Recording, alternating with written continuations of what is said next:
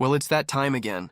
Outer Points Productions is about to go live with another Knockout Challenge match. Join me, Little Cheddar, and my guest live at the Varsity Club in Oshkosh, Wisconsin, as we will be delivering some of the best mediocre commentary in the business.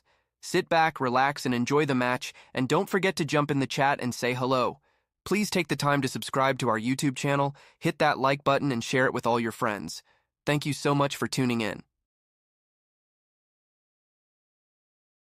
See you right after this word from our fabulous sponsors.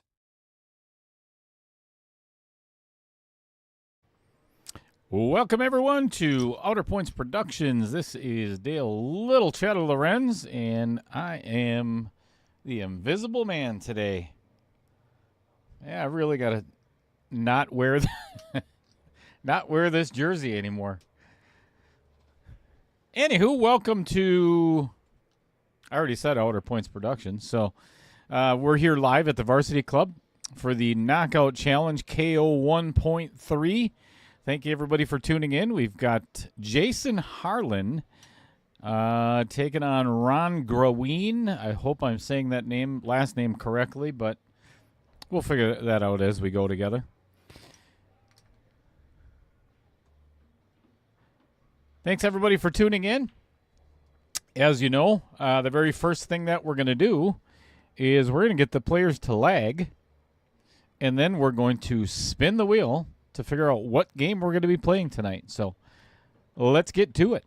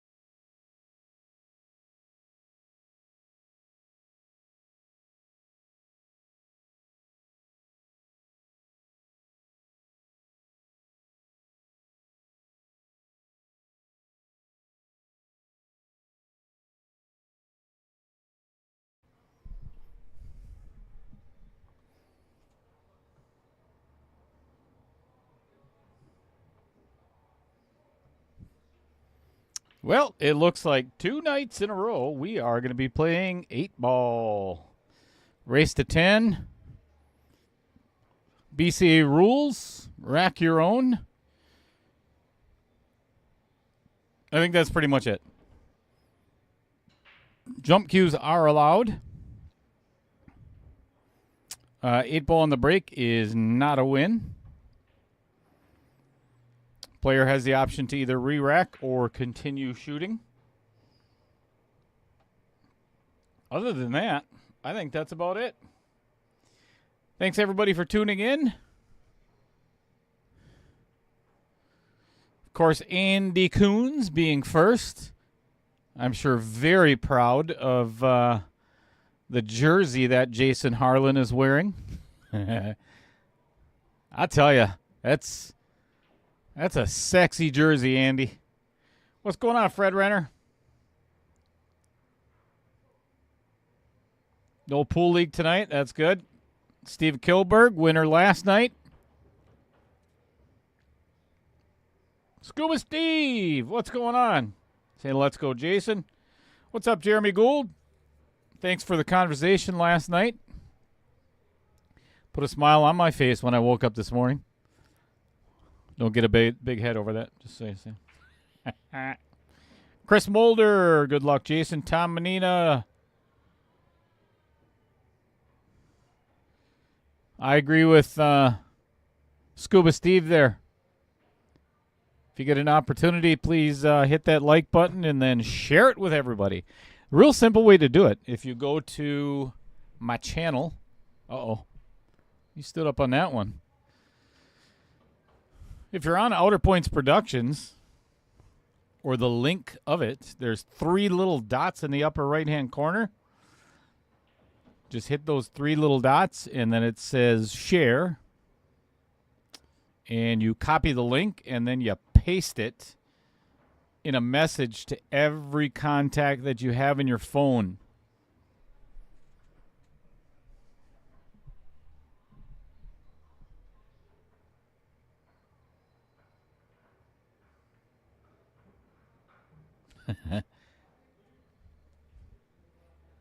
I agree, Jeremy. Kyle Vertel tuning in from Wapaka. Well, unless he's at Whammo. You see a million posts already today on Facebook about Whammo. Dear Lord in heaven.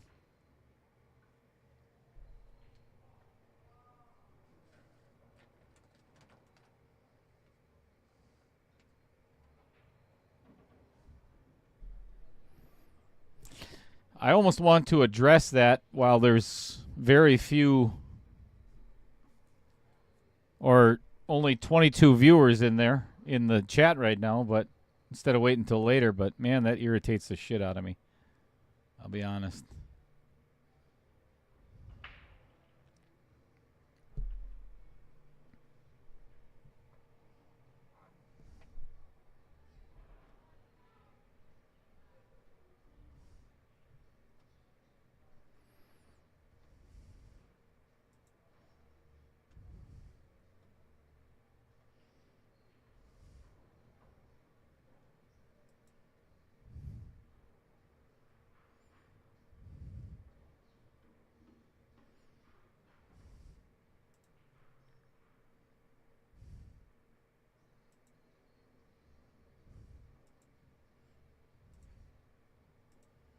That would be my pattern. Holy cow. Well, I messed it up already. Oh, this is actually really good because now he could play the 15-13 combo. Yeah, that's the way I do it now. So if you noticed, I got my telestrator fixed. Wait, can everybody see that? Let me know if you can see that. I think you can see it.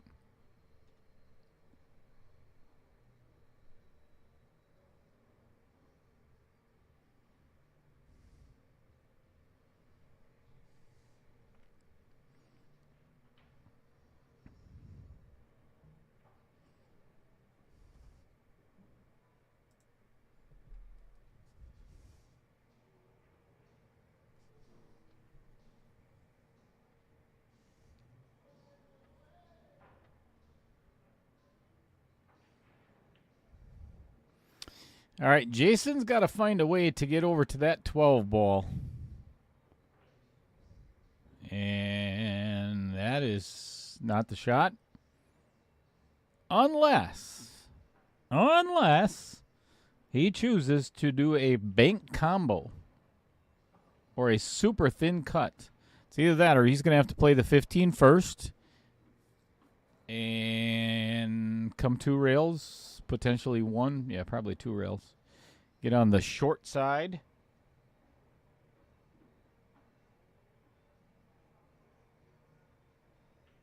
All right. Telestrator's working. Yeah, baby.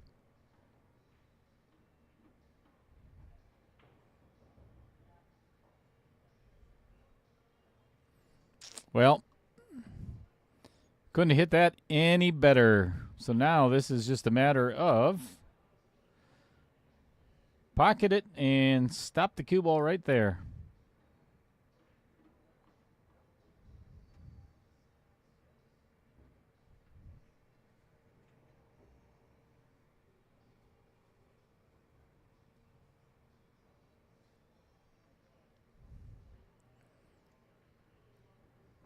Well, Jason Harlan starts out really well. No nerves in the first game. Well, they might have some nerves, but it didn't show.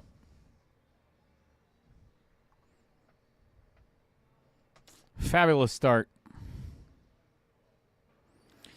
Well, I say just for the fact that, well, it's not the only reason, but given the fact that Andy Coons is in the chat watching his buddy Jason play, let's talk about him. I like talking about Andy. Sponsor Spotlight of Wisconsin Pool Players Society. Created to share tournaments, knowledge, and discuss other pool-related topics. I think, Andy, we're probably going to have to change that real quick. Let me know. Are you at 11,000 yet? You got to be awful darn close. So 11,000 members. It is the largest Facebook pool group in the Midwest. So thanks for your sponsorship, Andy.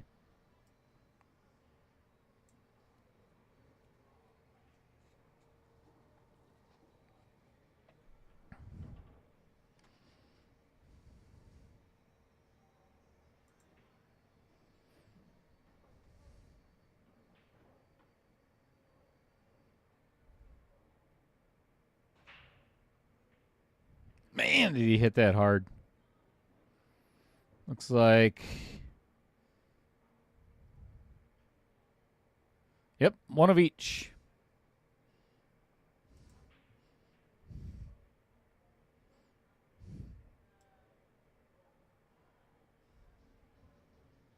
Try my laser pointer. All right, I got to stop playing. A lot of things you can do with this telestrator.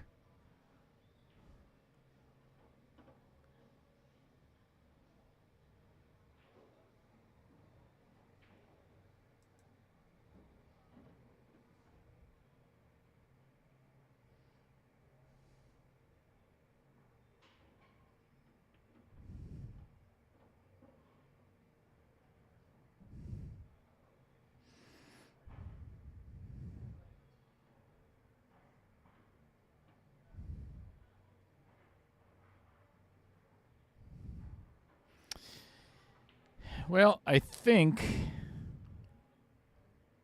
let's go to the overhead. The biggest problem is going to be these right. No, not that.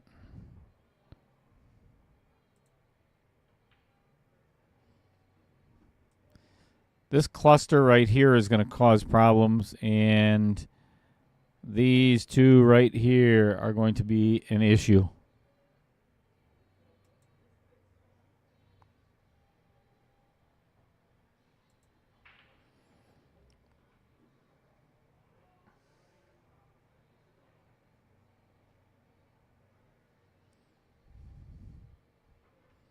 Oh, wow. Leave it up to Taylor Collar to bring up, real new and original comment there.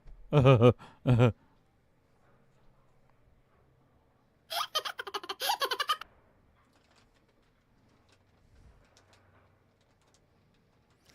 am in here with all of my friends. Given the fact that I have, 13, 14 somewhere around their personalities. We're all here.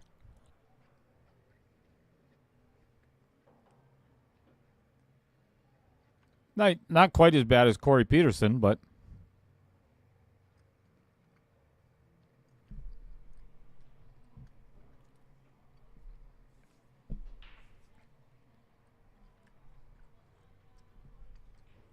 all right, a little bit of an undercut on the 4-ball.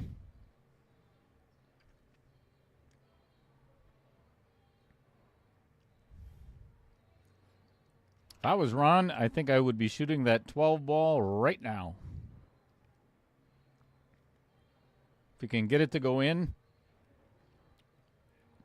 11 isn't the worst idea to kind of clear that area if need be for the 14, but he's going to have to find a way to get that 5 out of there no matter what.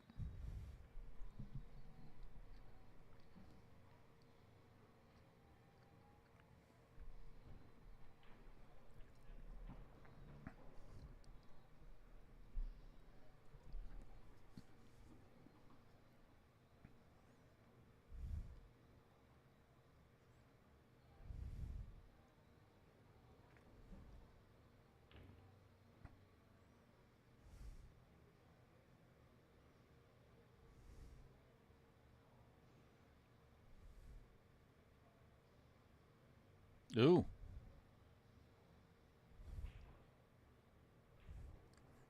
Man, that is...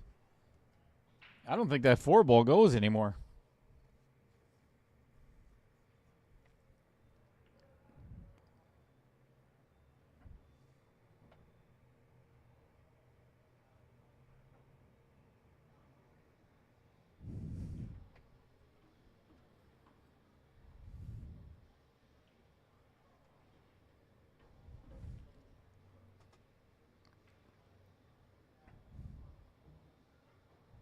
That's not a bad spot.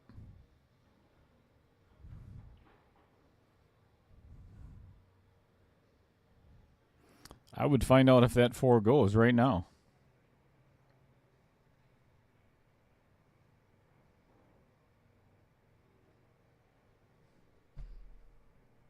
Not true, Vincent. Not true at all.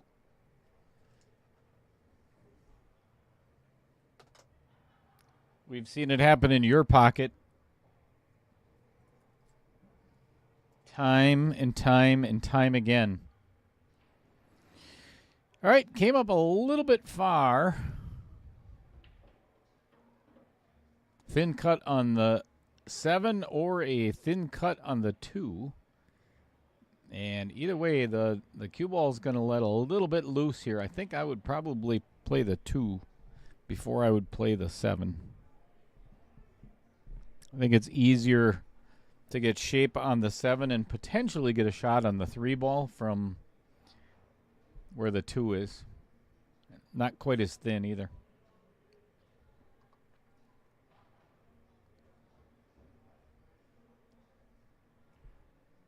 Well, not the easiest position to find a pocket for the 3 ball.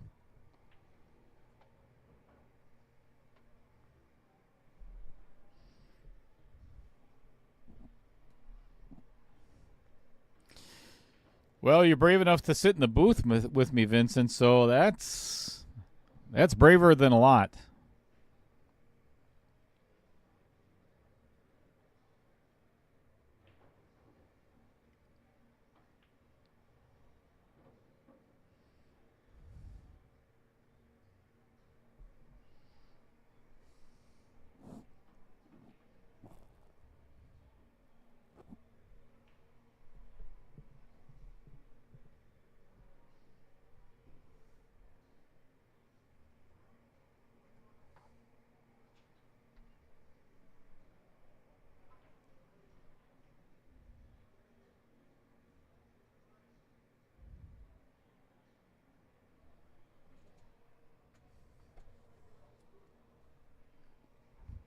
I wonder what he's got up his sleeve here. Oh, jeez. 8 flying. Oh, my. That just made it a disaster for Ron.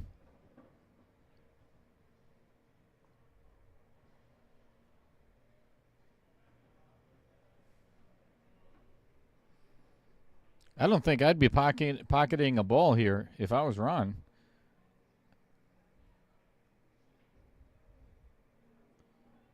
I would put the 14.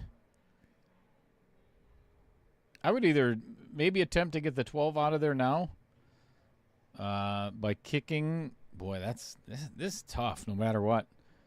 But I would not pocket this 14. I'd put it down by the pocket. Yeah, this is not. Oh, don't tie up with the 10.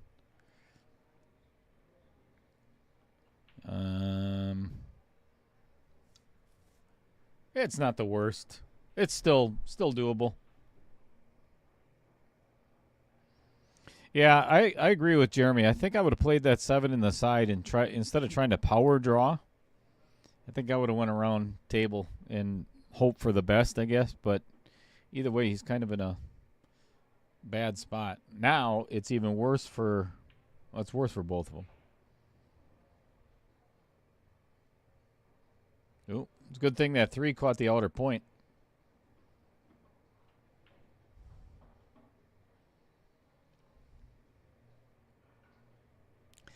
This is definitely advantage Ron.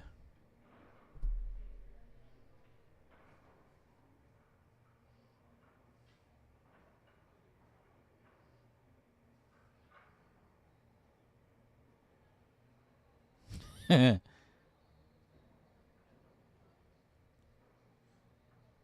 I hear you, Steven. Yeah, and that's one of the things that's we talk about it pretty often on the stream about in the it's not condescending in any way to the lower ranked players, but there's a very distinct difference between somebody that is say 625 to and above, and some of the 600s or lower 600s as well. But pocket speed is everything. You try to crush the ball on a diamond table, and you're gonna be rattling a lot, right, Vincent? Especially in that lower left pocket. Pocket speed is all you need.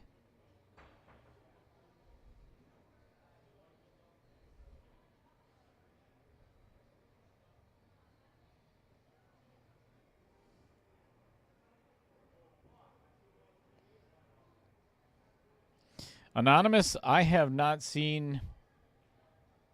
I can't remember the last time I seen a stalemate game.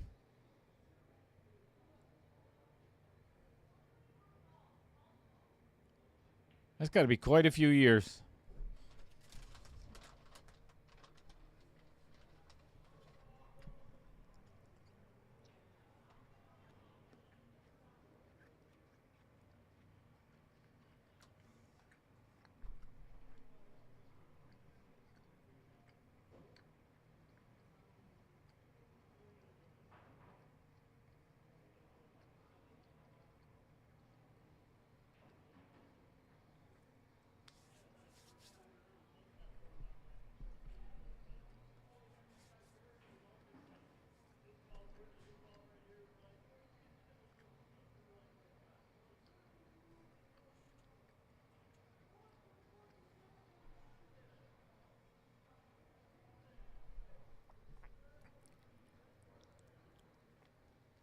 All right.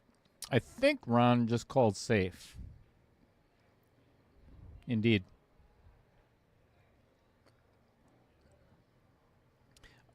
I like it, and I would continue doing it until he gets a 12 out of there.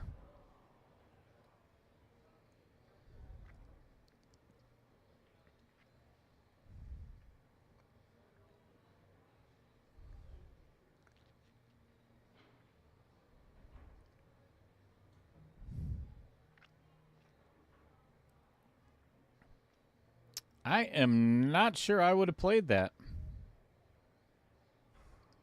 I think I would have tried to play the carom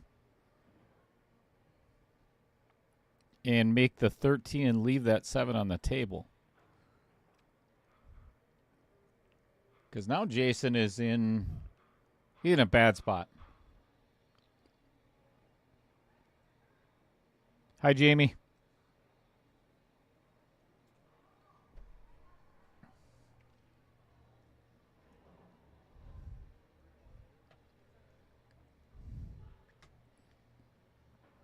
All right, he called it in the Vincent Didio Memorial Pocket.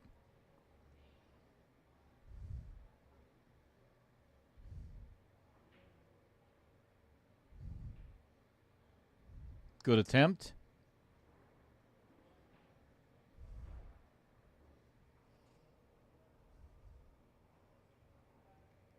All right. Even though it's a little bit risky, I think I would.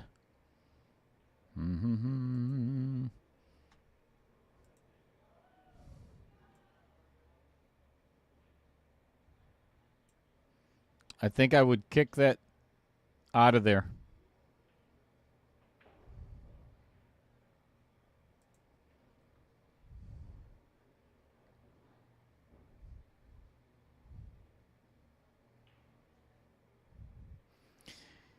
Now he's got a very steep angle on the 10 ball. And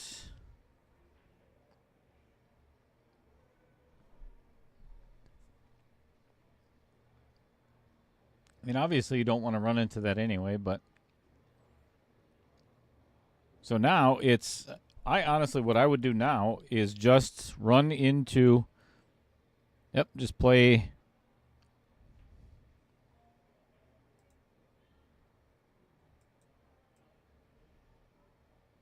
Just hit right there and then get the cue ball right there. That's about it.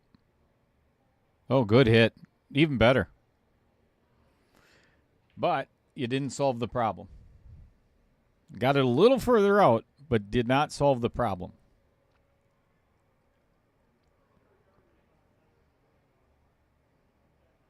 Yes.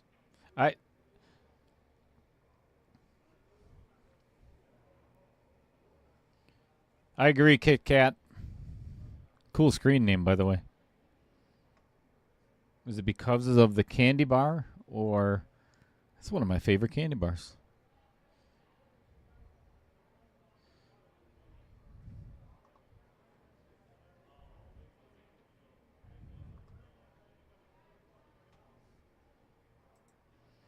Yeah, I think he should have gotten that 12 out of there much, much sooner. Now it becomes a lot more difficult.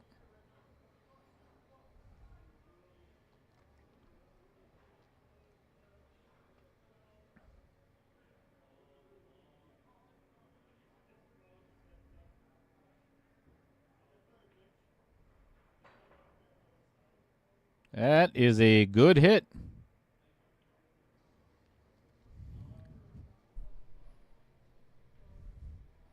Well, I would do the same thing. I would just kick it to 12. Oop. Somewhere along there.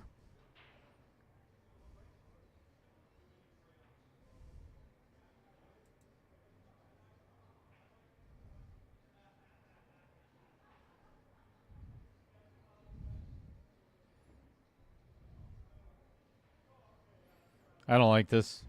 I don't like this at all. He called the bank. Unless he makes it, then it's a great shot.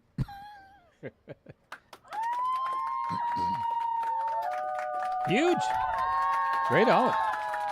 Oh, stay on the table there, cue ball. Excellent out.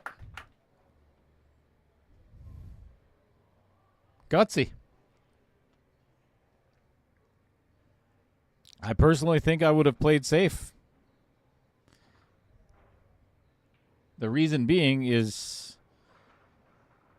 if you can get ball in hand or something a little bit easier than the bank, but it worked out, so I'll just mark the score and shut the hell up.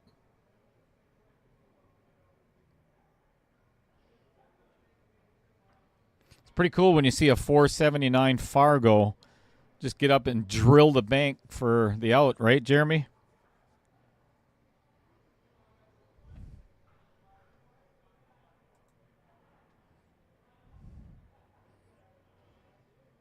Let's talk about Vincent Didio, shall we? He's in the chat.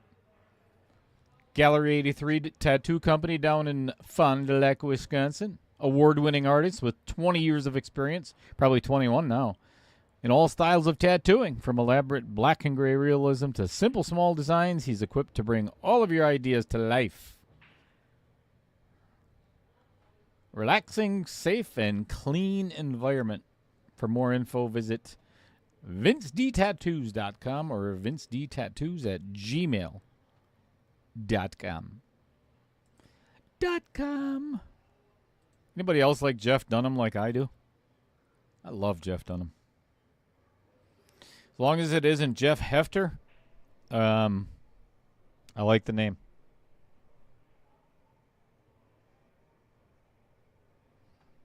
Kit Kat says he's a good banker. Does he work in the financial system, Kit Kat? That's cool. Is he like a loan officer or bank president, or what does he do?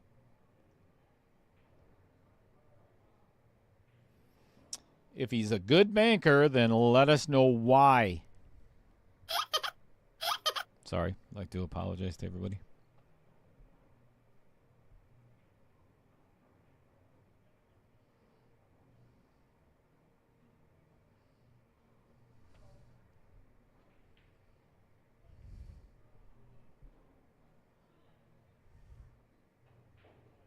Drills it. Gets his break. The only one that he did not break up yet is the black one there.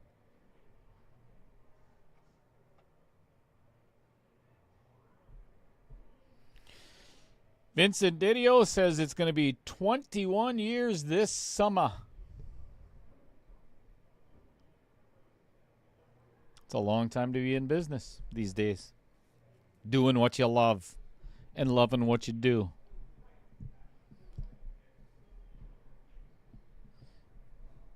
If I could make a living out of loving you, I'd be a millionaire in a week or two.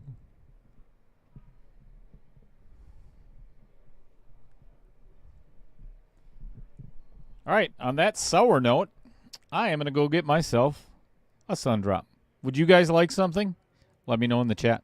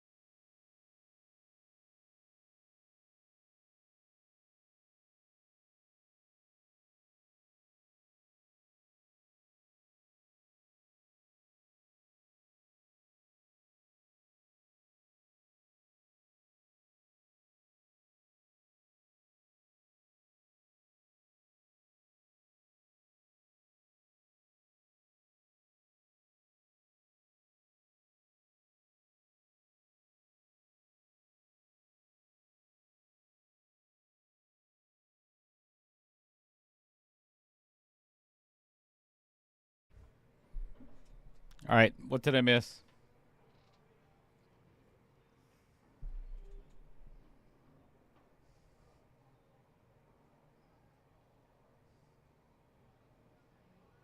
Oh, funny.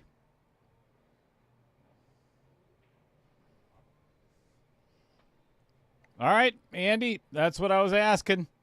Apparently, you were not listening to me earlier, and I don't blame you.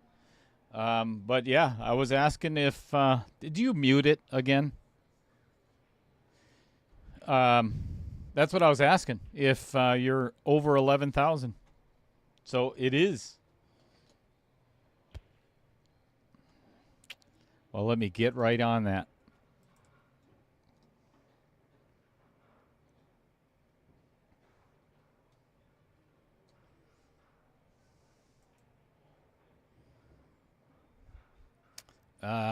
That could have not ended up in a worse spot for Jason. He's going to have to come rail first for this 4-ball.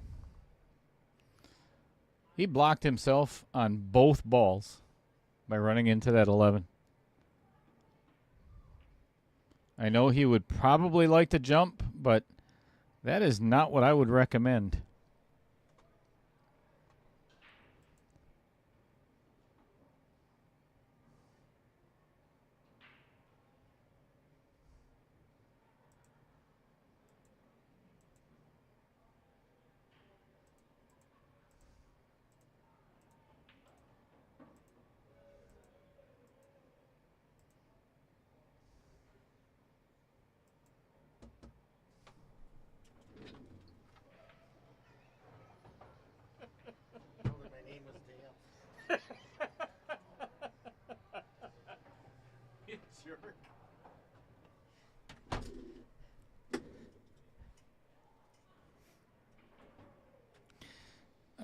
This is a lot of fun here at Varsity Club, I'll tell you.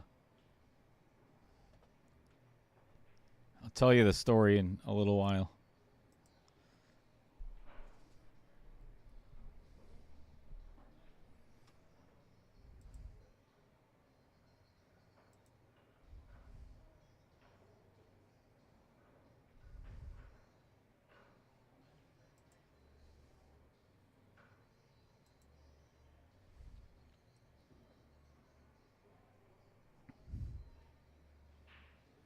Man, did he jump up out of that shot.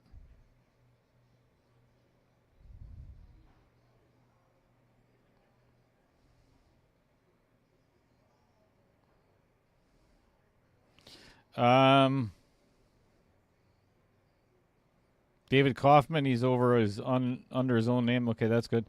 Squirt. I beg your pardon, Jeremy. Excuse me.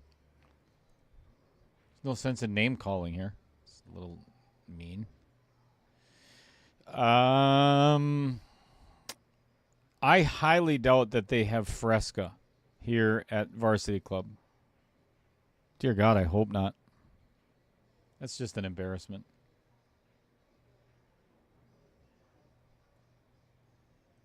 All right. That should be 2 for Jason Harlan coming up shortly. Get you right in there.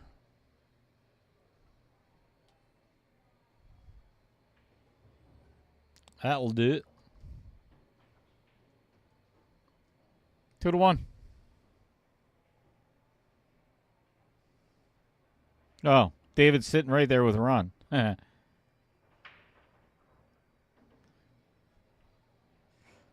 is true.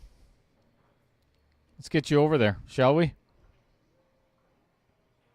Right there's David. David, wave. Wave to everybody.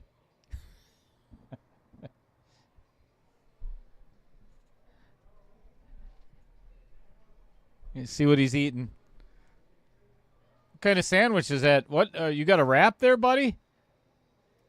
We got to now. Everybody wants to. Everybody wants to know what you're eating.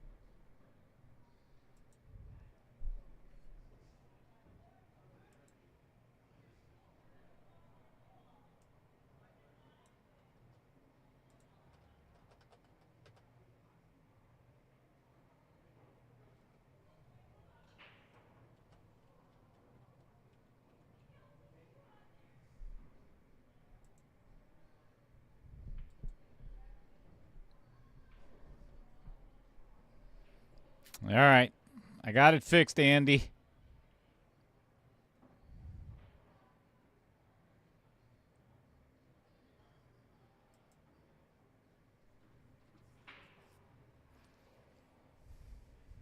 All right, what's going on here?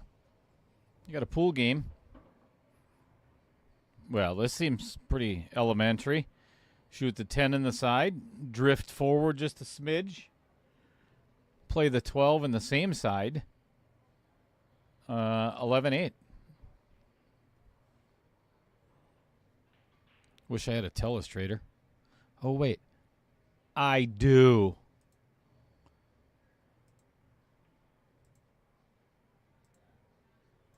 That's my order.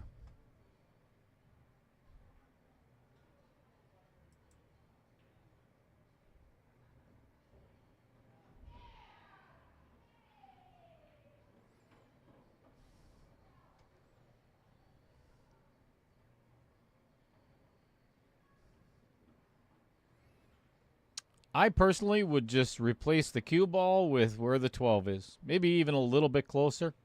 But, yeah, there's not. That's perfect right there. That is ideal.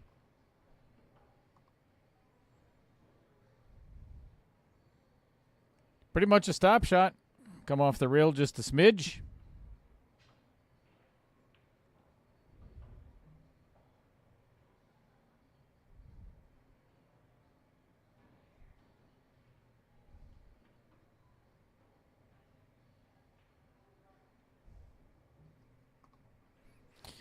Three one.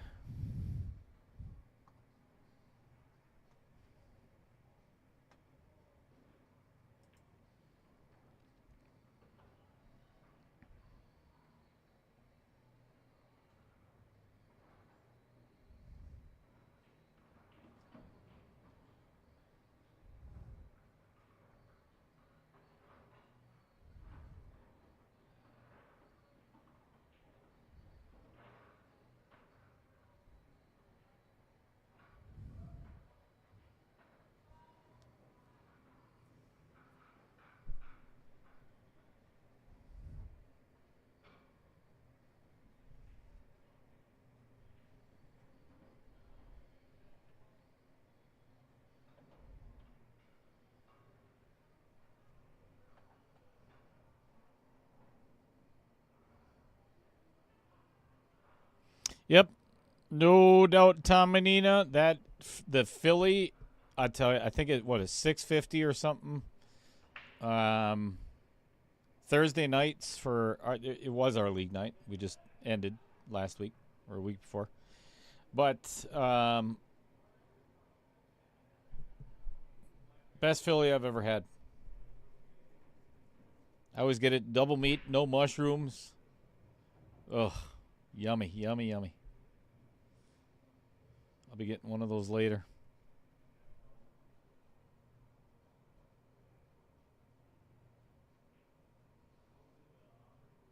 No doubt, Jeremy. If it ain't messy, it ain't good. All right, this is a complete disaster of a rack. All the stripes are tied up other than the 911. Yeah, I suppose you probably get on the 13, but 10-15 is an ugly spot. 8's in a bad spot.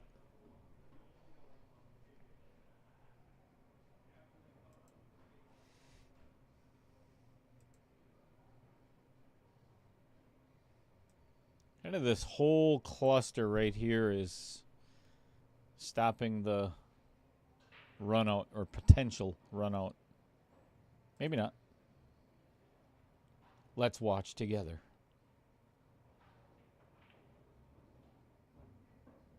This may not. Oh boy. All right. I don't think he has an offensive shot right now. Taking solids there.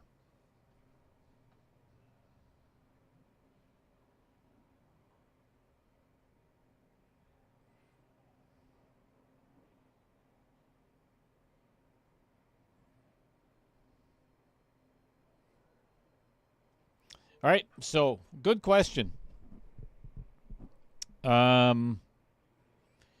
I do the player spotlights in the final 8. So the last 8 get to tell their story. So after this is complete, you get to hear more of how and why they became pool players. Fred Dodge says, who says 500 players can't play like they're 600? I don't think anybody did. Did somebody say that in the chat? Shame on you. But it's fun when 479 Fargo players play like they're 600. And Jason's just barely over the hump, too.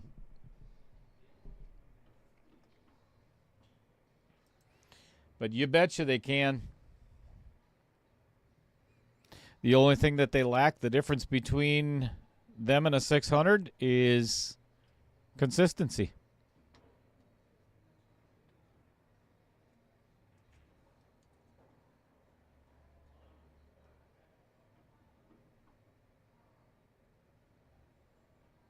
Well, it looked like an attempted safe, unsuccessfully.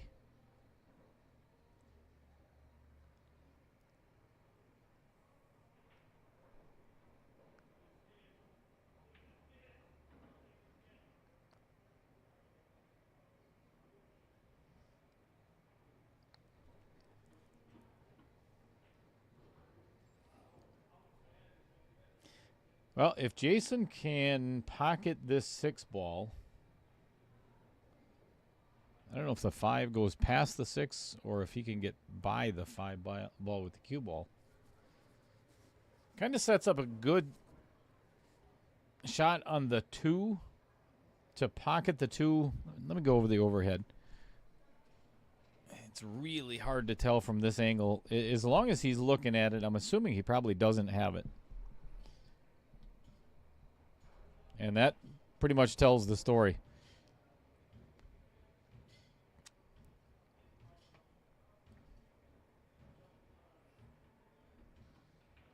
Vincent Didio is not here.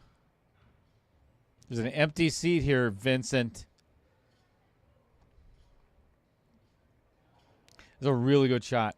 So now, that's kind of what I was talking about. If he left himself with the proper angle, and I believe that he did. Oh, yes. So now he can force the 2 into the side and give that 8 just a little bit of a nudge. I would try to get it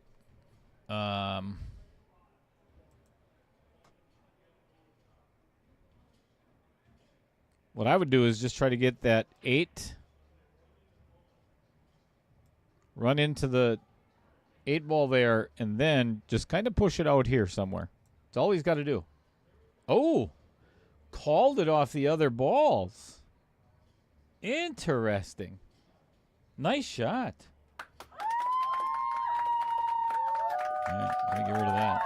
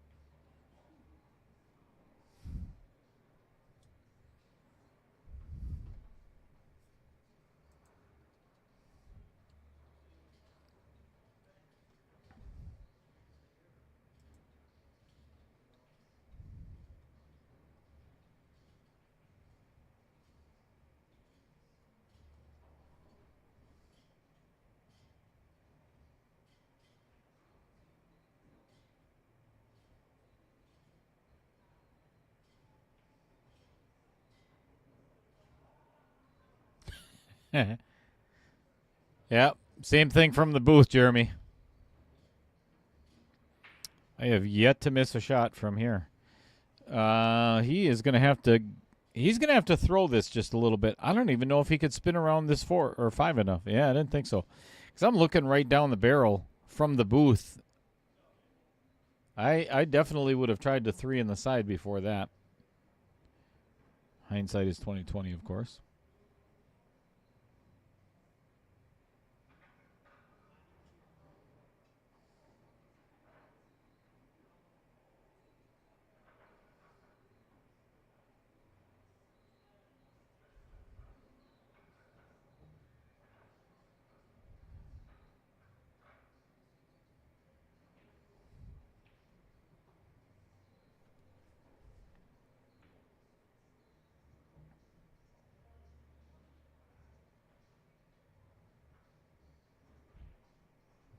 That might have. I think he can hold that.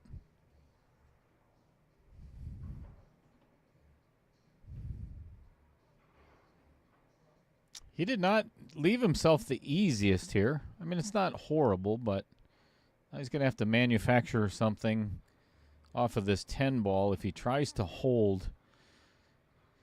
It's kind of a steep angle to, and it doesn't show that much on the overhead, but looking at it from the booth, this is kind of steep. So it is a challenge holding it for that 10 ball.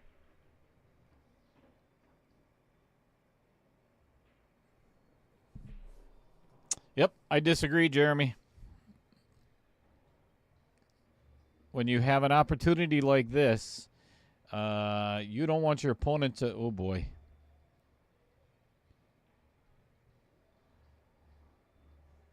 You don't want your opponent to get up 4-0 in a race to 10. Or I mean, sorry, 4-1. So I think the only shot that he left Jason was the 5 ball. I mean, he could play the 3, but then he's probably going to run into the 4 or the 5. Might be able to see the 4. I think we're going to find out together. Yep, looks like he can see the 4. But made a really good shot on the 5.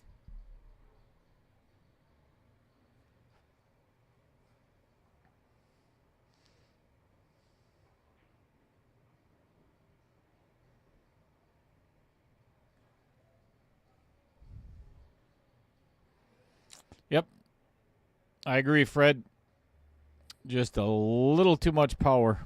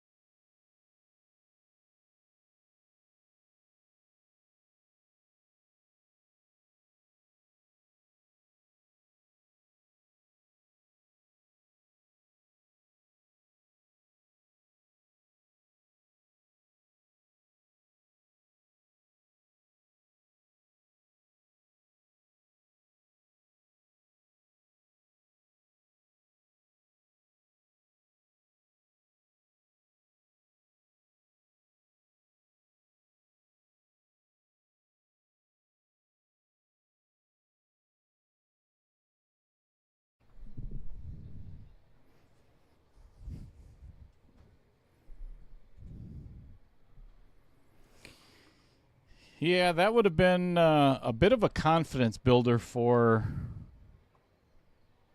Ron too. You know, a huge difference between obviously 3-2 and 4-1.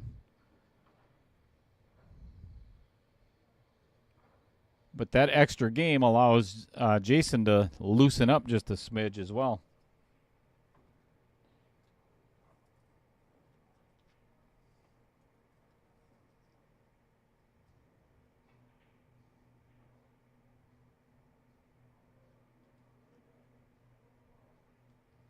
Yep.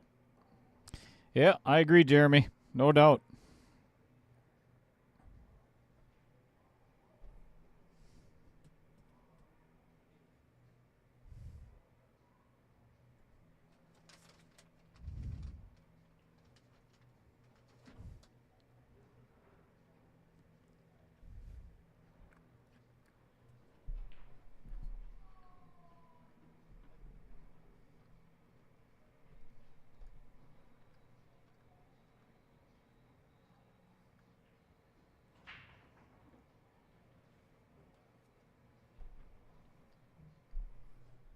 At 13, just barely finds the bottom of the pocket.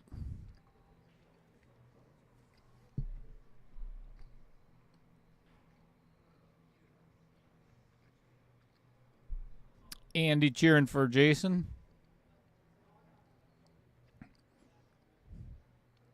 Got a pretty good idea as to why. Just because he's wearing his jersey.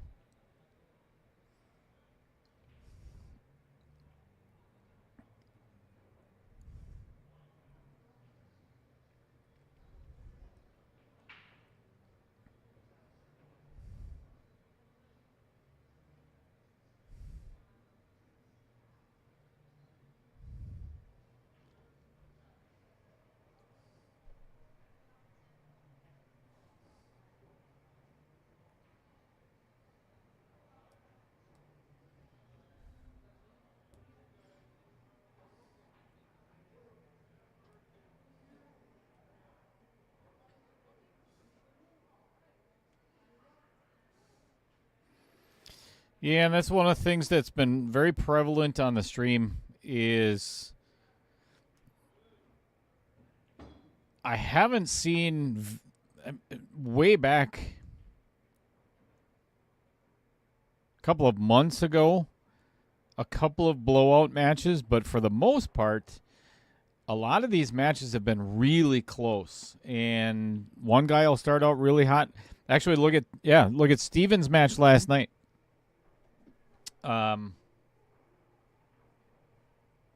Started out, he was down, or wait. Yeah, down 3 to... I forgot how it went. B won the first 3, and then Steven came back and won the next 6, and then it was like 6-4, 6-5, then it got to 7-5, and then it was back and forth and back and forth and back and forth. And great shot.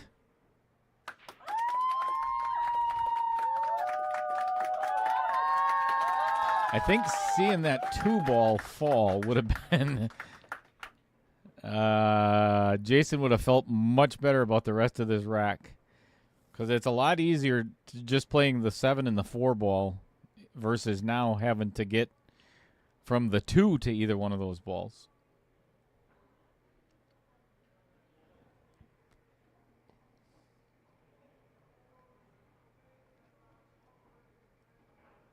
Oh, that makes sense.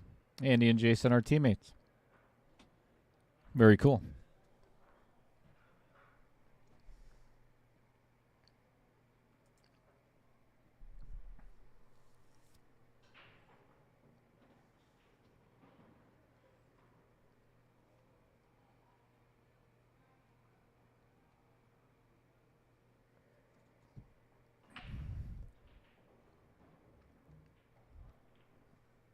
And he did it again. Just like before, he has put himself in a pretty bad spot here. I don't think, let's go to that view. I don't think that 4 ball goes past the 12. Boy, it's really close if it does. It does go in the upper left. It looks like that's what he's aiming for.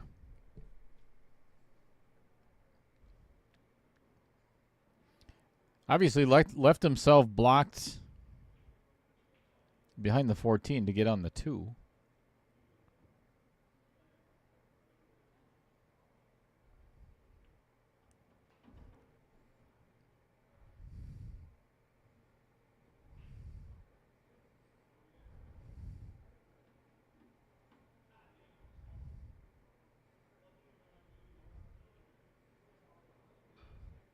Well, another golden opportunity for Ron.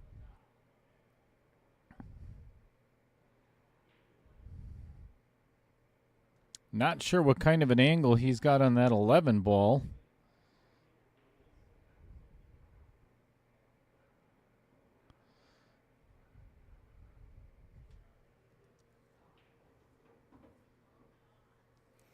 I think I would actually consider. Well, let me find my telestrator. Well, he's not going to do it anyway, but.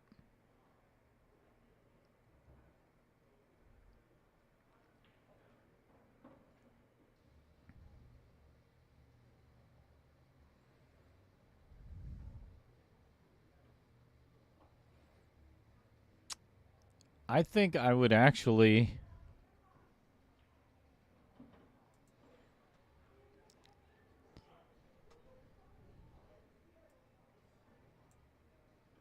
I think I would pocket his 2 ball and try to get the cue ball somewhere in this area. That would be my plan.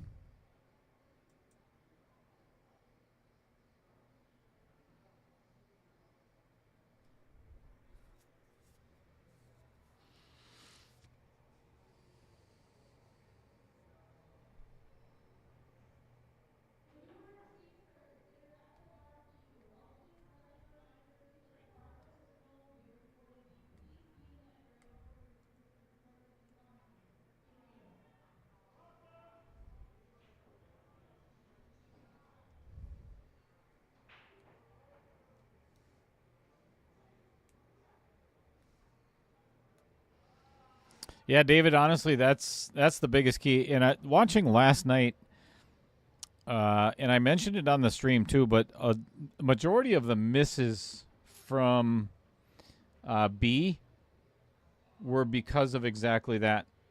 You could see that, and one of the things that I said on the stream was right before he took his last stroke at the ball, at the cue ball, you could see his head move forward. And you see that with a lot of the lower Fargo players. There's a lot of movement prior to taking the shot.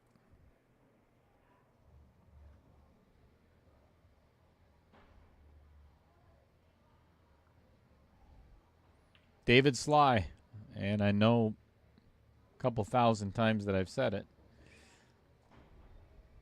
He taught me 3 things. 3 very important words. Cue ball, pocket. Cue ball, pocket. Cue ball, pocket. Address the cue ball. Line it up with the object ball.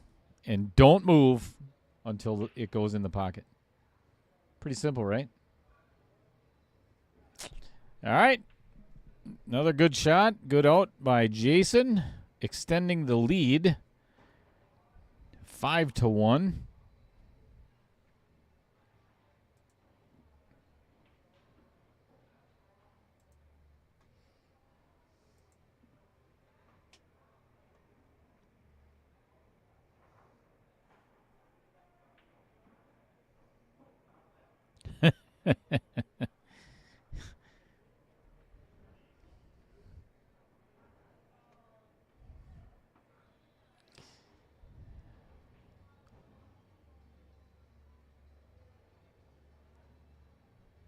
I kind of got it fixed, Fred. got rid of the iPad, so I didn't have to use another external device. But now I can actually do it on my PC, which makes life a lot easier.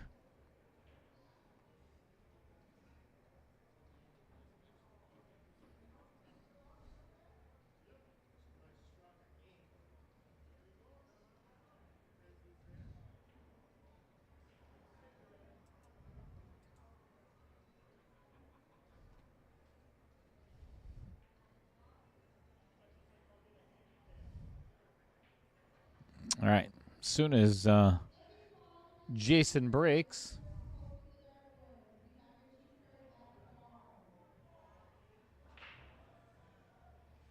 road racked himself. Let's talk about Dumper Dan. Can't beat the fleet. Where clean, modern, newer boats and experienced.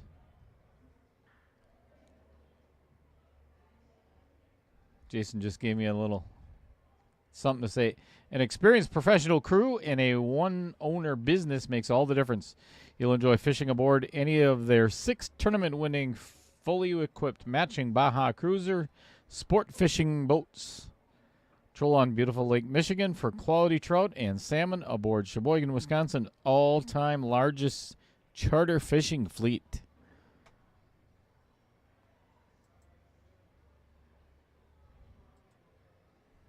All right. Road racked himself. Not much to shoot at here.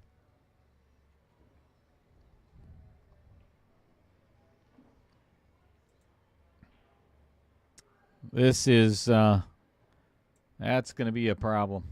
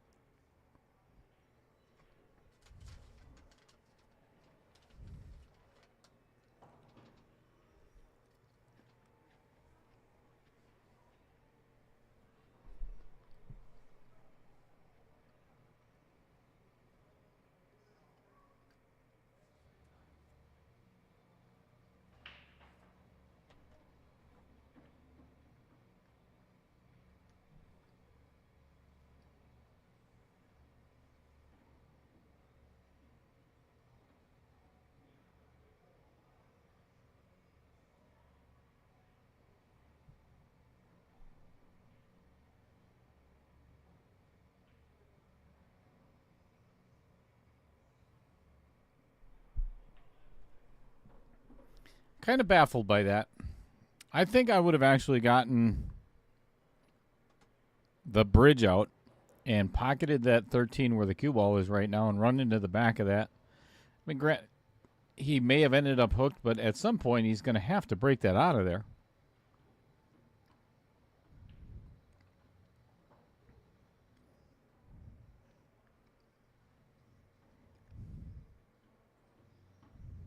That's a good shot. Just messed up his 11-12.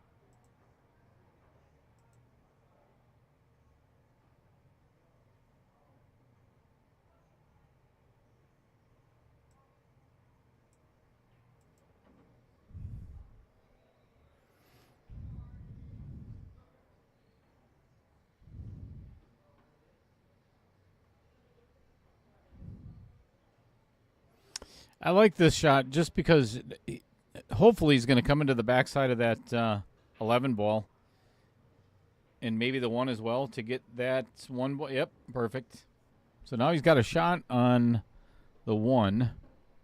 And now he can either use the 3 or 4 to potentially break up that 6, 7, 8 cluster.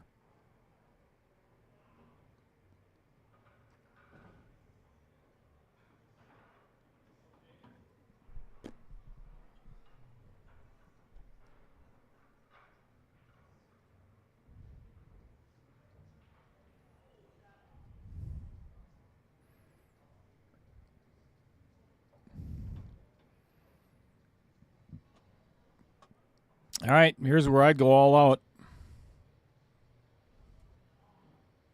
Whoops, don't want that.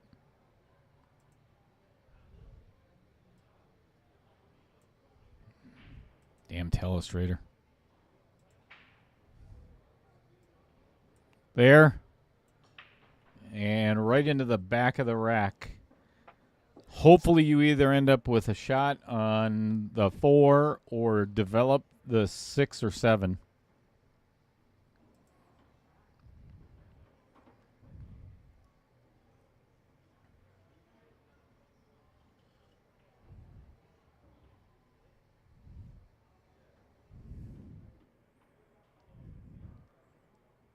Just not enough momentum. Needed to hit the 3 just a little bit harder. I'm sorry, not harder, a little thinner. And that would have given him a little bit more momentum, and he might have been able to clear that 7 ball. All he needed was another inch. Because the 8 does go past the 10 in the corner in the upper right.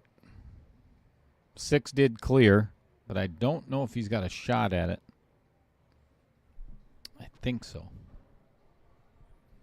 Let's try to find a different view. That'll work.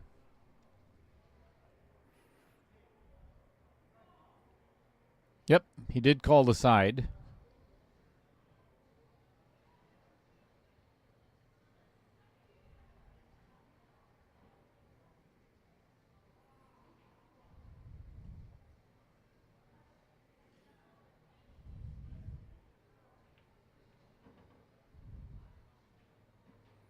Don't want to get behind the 12.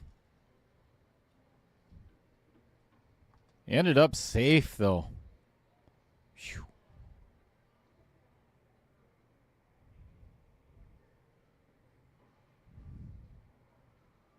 Oh, no. Missed them all.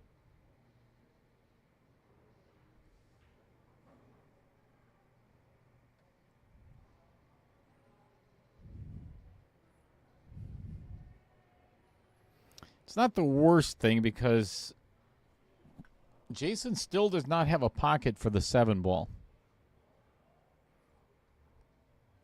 So he still has to develop this. And let's see if he can get enough angle on that 5. Maybe. We're about to find out.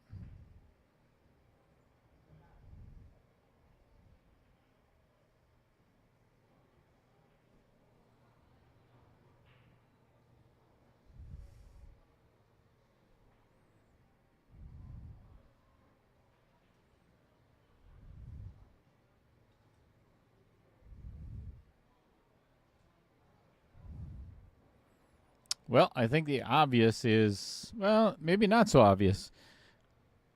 I would play the 4 first. And then he could leave himself with the 7 or the 6. I kind of like playing. Let's go to the overhead here.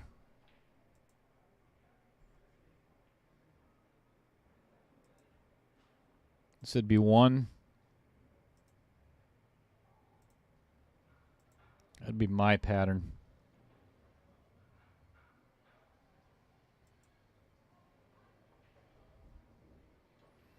Yeah, I like this because now he's got the perfect angle to come to. Oops.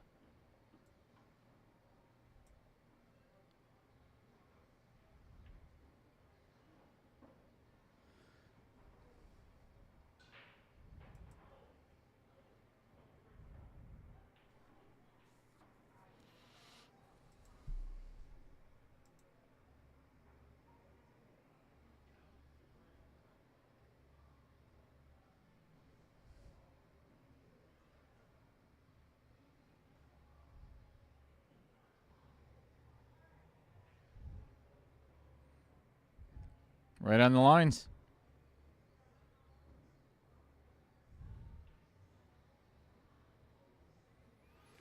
Well, getting to this 8-ball is not easy at all.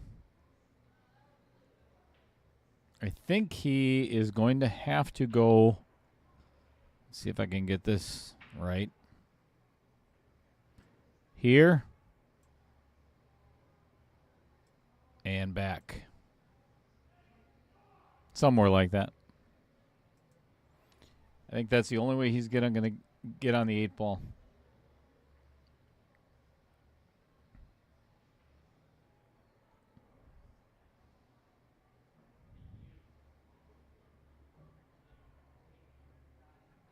Yep, just like that.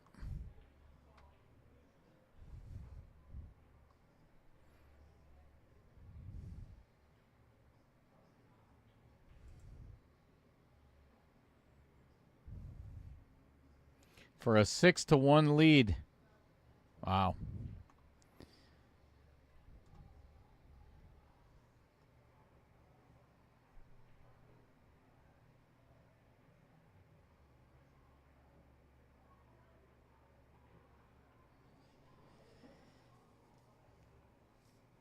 Very good question, Fred Dodge. And I have contemplated that on several occasions.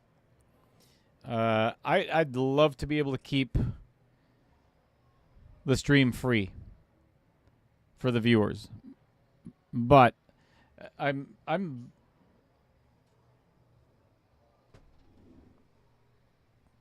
Hang on a second.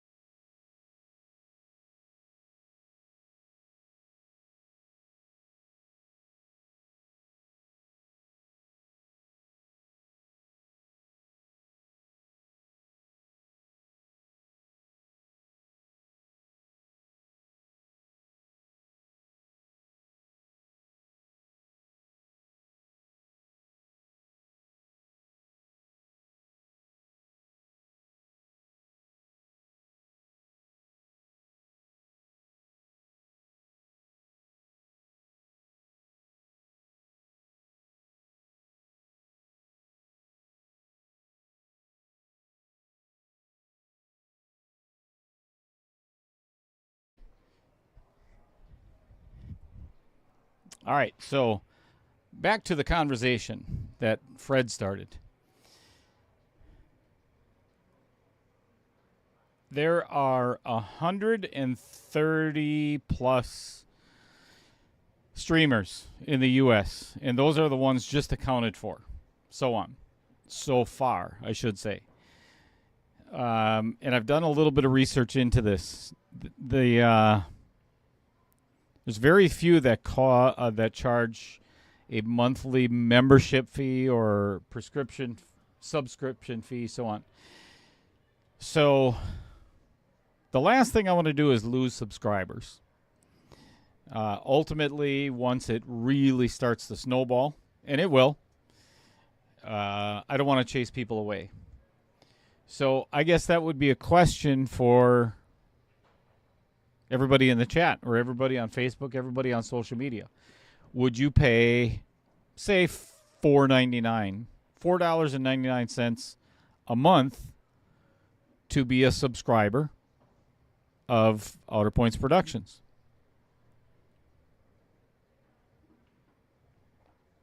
I don't know.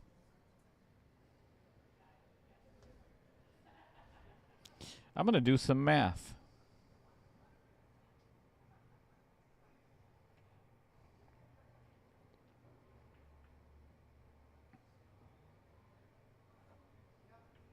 Now you got me intrigued.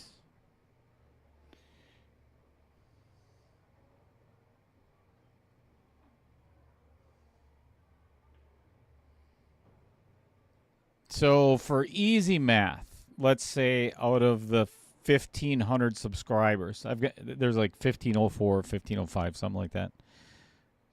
500. A third of them became a member at $5 a piece. That'd be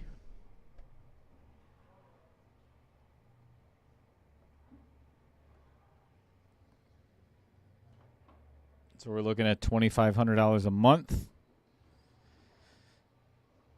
I guarantee you that would support the stream.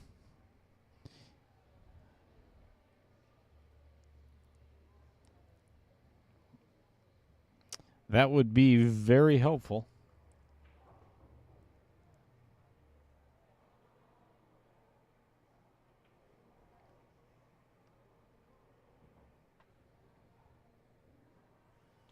Well, Ron has got himself backed into a corner here.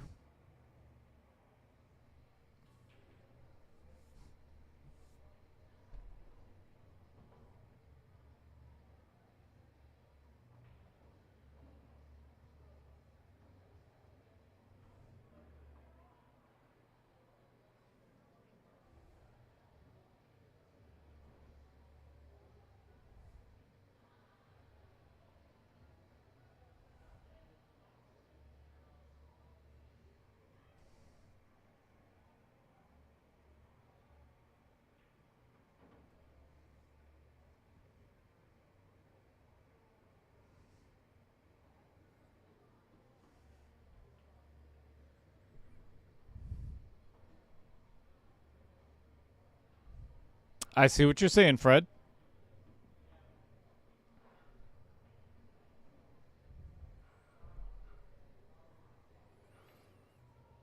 Relying on donations to a stream, though, makes it very difficult to survive. And again, every little bit helps. There's no doubt about it. But when it comes to donating, and not to be on the negative side, you know what? If you have somebody that donates, say, $20, just for example, in whatever month, when are they going to do that again? Or will they do that again? So that it becomes unreliable. And asking for donations is, man, I hate it. That's one of the things that just does not really fit my character. Unless it's something, if it's a fundraiser or, you know, a charity event or something like that, then I have no problem. But when it's for me personally,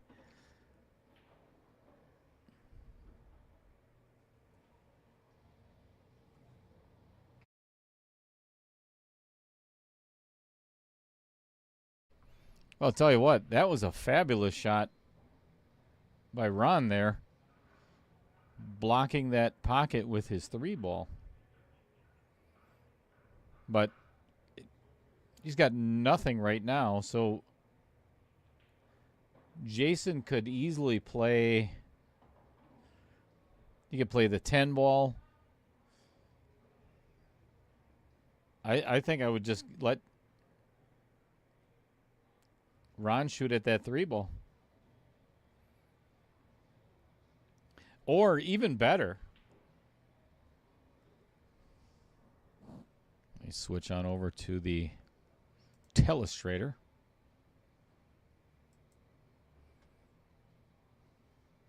I would play the carom and pocket that 3 ball right there. Because then Ron has nothing to shoot at.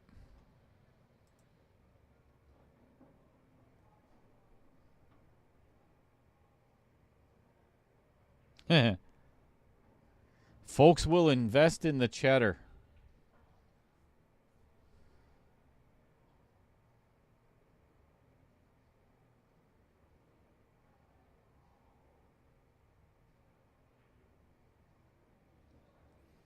Well, thank you, Fred.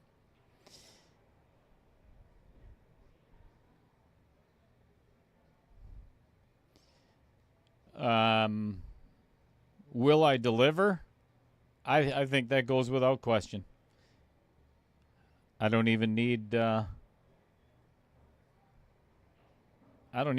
any poking or prodding to accomplish that.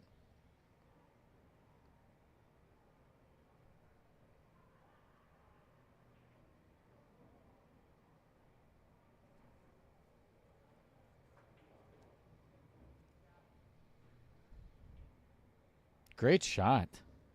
That was fantastic. Now's the perfect time for a safe.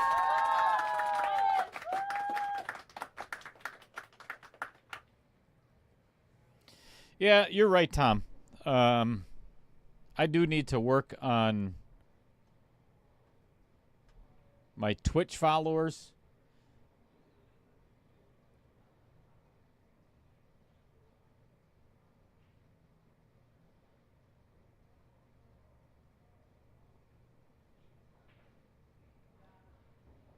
I think, I haven't looked at Twitch in so long. And I know Twitch is very much into gaming. So I need to figure that out a little bit more in depth.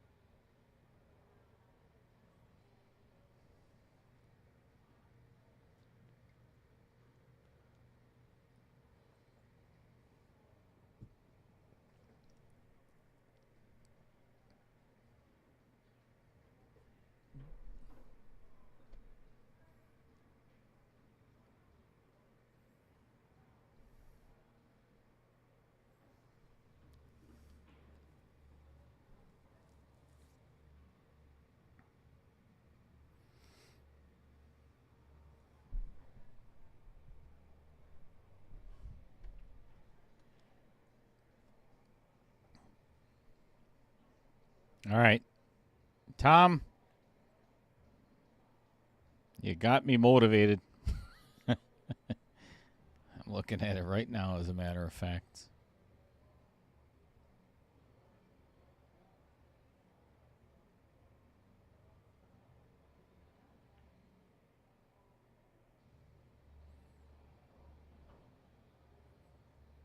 Oh, yeah.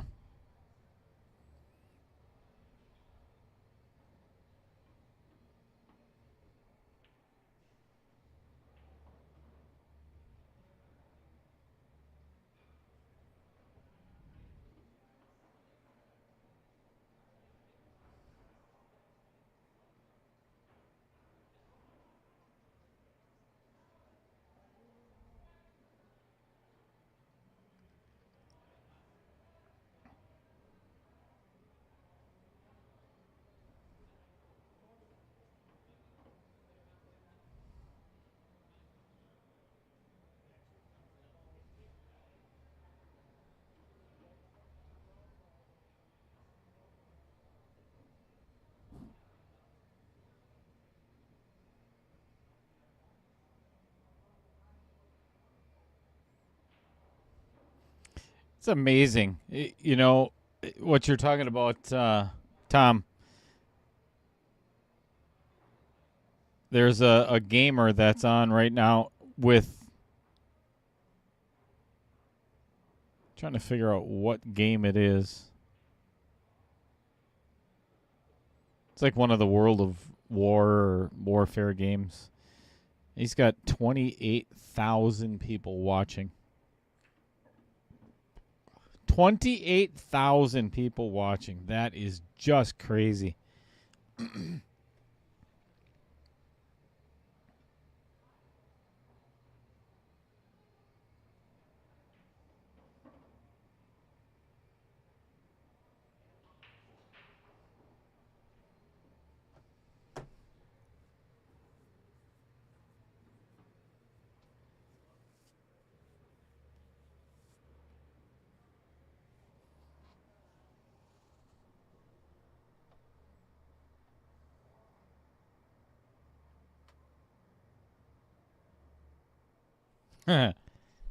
Thanks, Fred.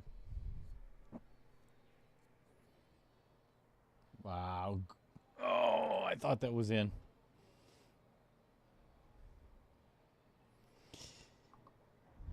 Ron is not going to get a better opportunity to get his second game than he does right now, because there's not much to this. Just don't hook yourself on the 8. No, he's good.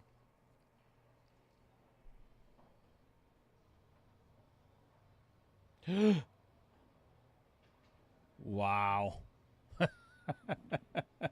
Just looked up the booth and laughed.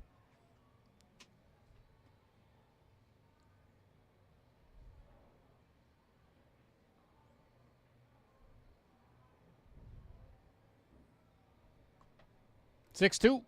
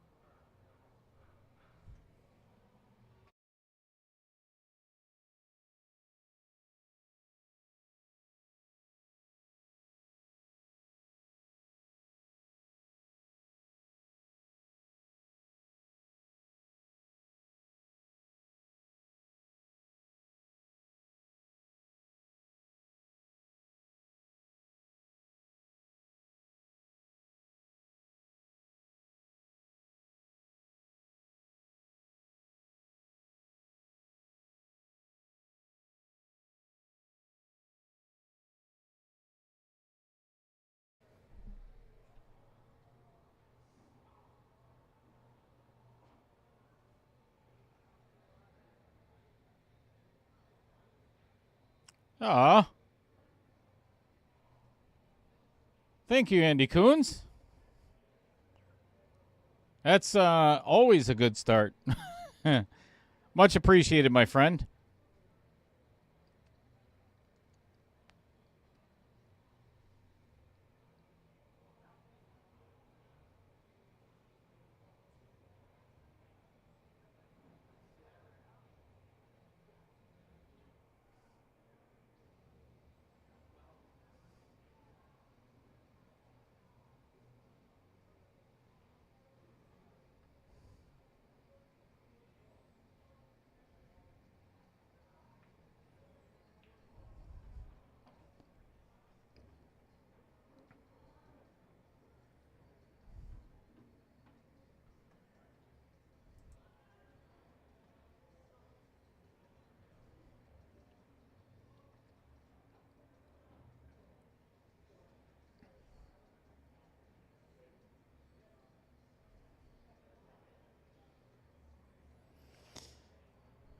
one of the things that I truly believe is going to not only help Outer Points Productions, but I think is going to help pool globally, is the introduction of Stroke Zone. It is every day I'm working on trying to help. There's so many moving parts, and there's so many people that are doing their best to make that very soon a reality. And that being the hub. The game is pretty much done. All the layouts are in there. They're going to be updated all the time with Projection Pro Billiards. It's a matter of finalizing and doing a little bit more testing on the product itself. Stroke Zone is going to be at the Billiards Expo out in, I think it's in Vegas this year, within, I think, the next month, 5 weeks, something like that. So we're going to have a booth out there, a couple of tables set up, and that is going to be, because I've been working with Projection Pro and the Professional Billiards Tour, Don Mackey, Kim Davenport, all of them for the last 7 or 8 months, and really starting to see some pretty amazing results. And as Don Mackey always says, the best proving ground, Wisconsin is the proving ground for Stroke Zone. And he always says, if the dog will eat. So we're going to keep feeding it.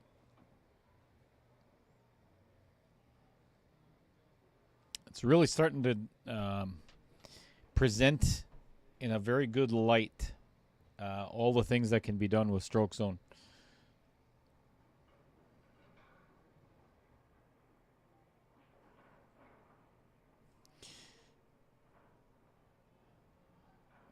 Andy, there is already an app, or it's not the traditional app, as you would say. It's a URL or a website that you can tune into. And actually, if you're interested, if anybody's interested, I am going to put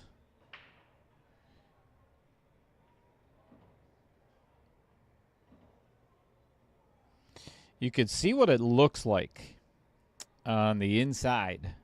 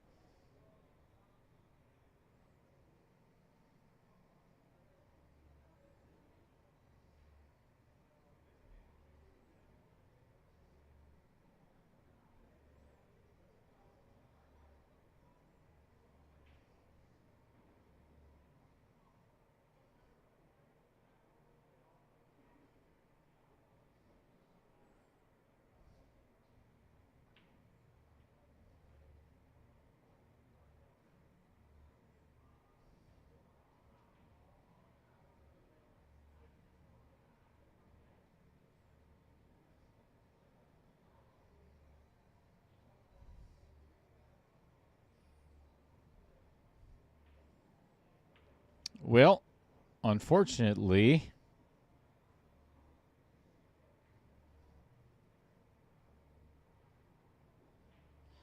YouTube is... Oh, that's unfortunate.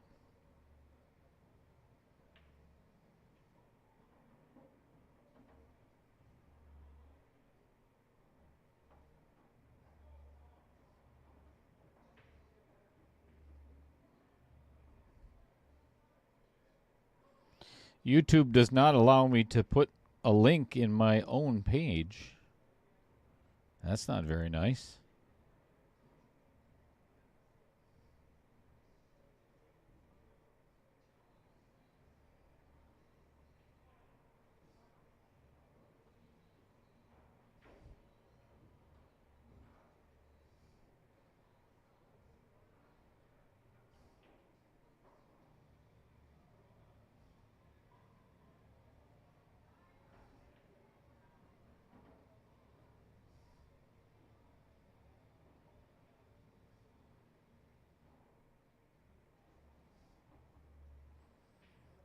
Apparently too many characters.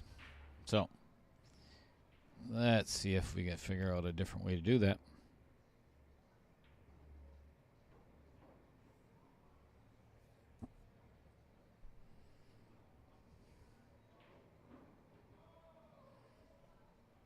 Tom and Nina, I'm all in. Yep, I'd love to hear what you got to say about it.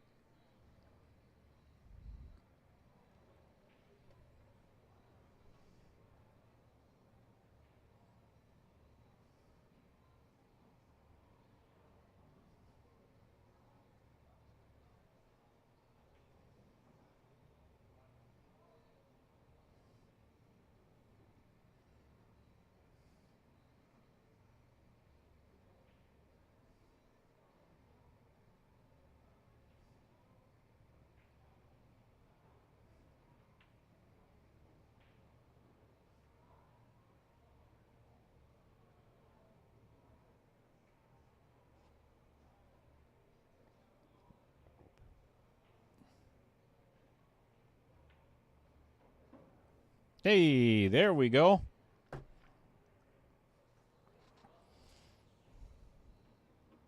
So Andy or anybody else, I'm pretty sure with that link, just try it out. See if you can actually.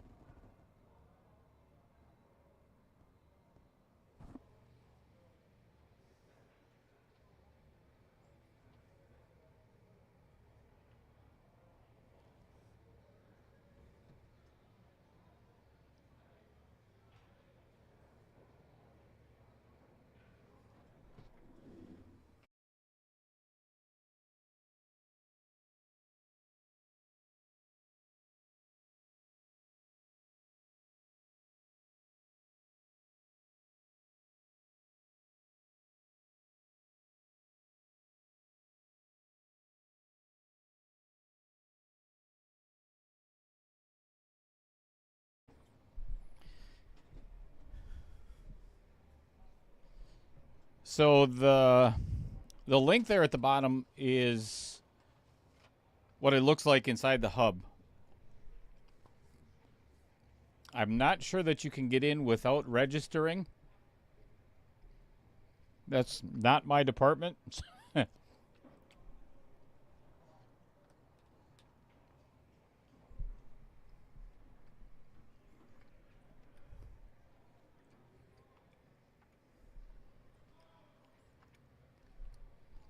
I'll tell you, if that was a safe, it was one hell of a good safe.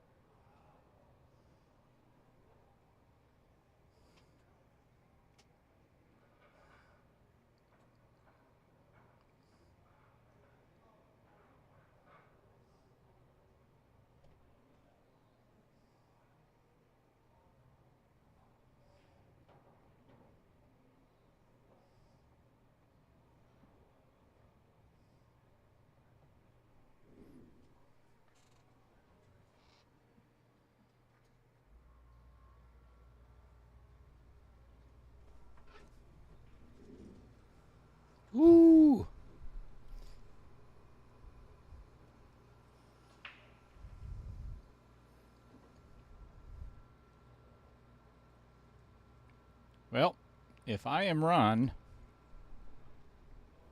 I am going to carry him off of that 10 ball and try to pocket the 2.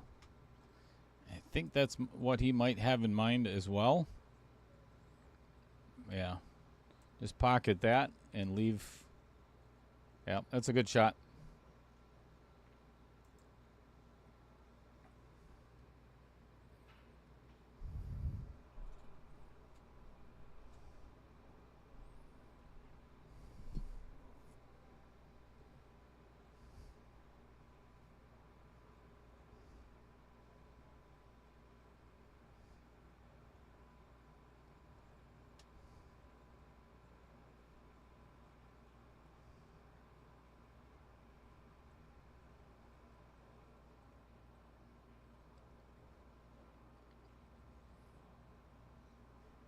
Golden opportunity for Ron. Bear down on this 11 ball. Pocket it in the upper left would be my thought. Yep. Now upper right. Let's go back to that overhead view. So if he can pocket the 11 here,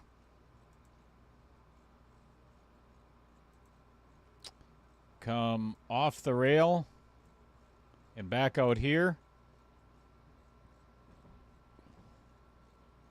and it's just a matter of staying in line and getting out.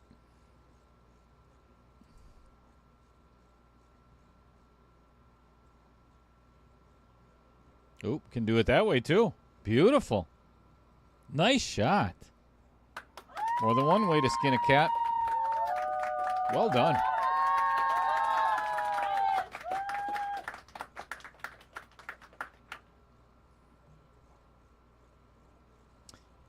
Here's the tricky part. So this has to be hit with like perfect speed. If he hits this too, oh boy. He forgot to make, oh no. And left Jason with a very easy out.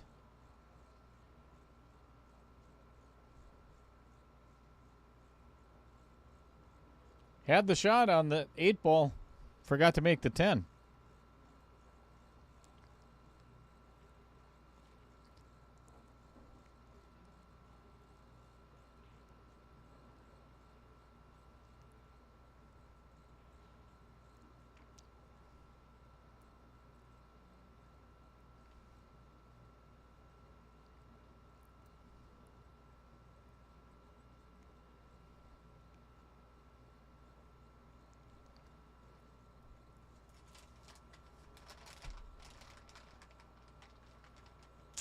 Andy, there's no referral code. Not yet, anyway. You can register without it.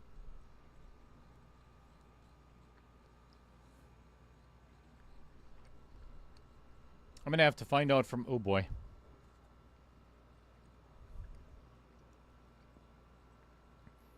Scratch by Jason.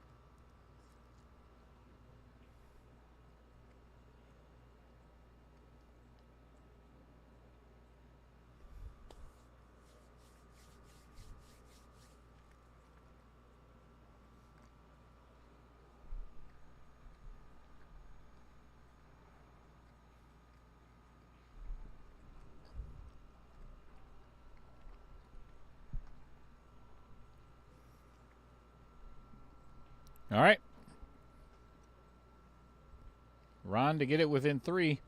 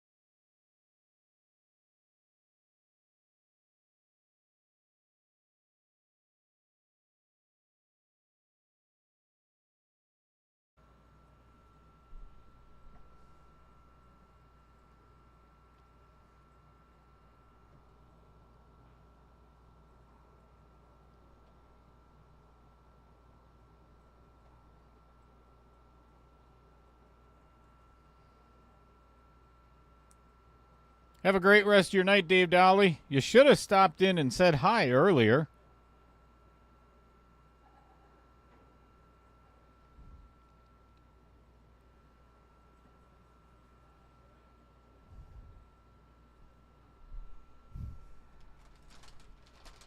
You got to let us know that you're here once in a while, Dave.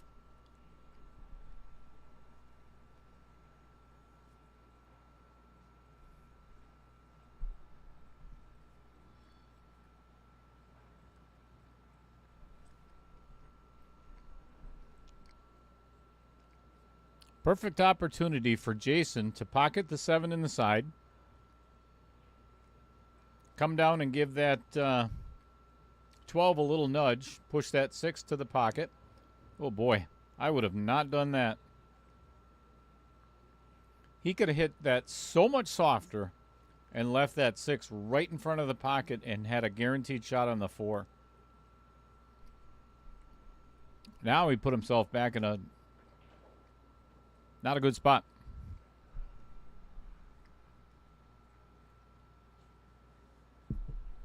See me enjoying my cheese curds.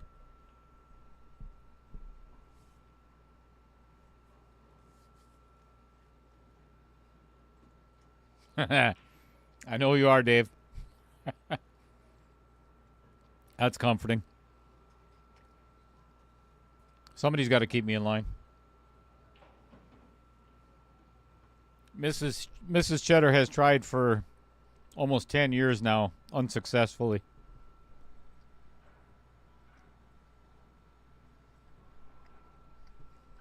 Have a great rest of your night, David.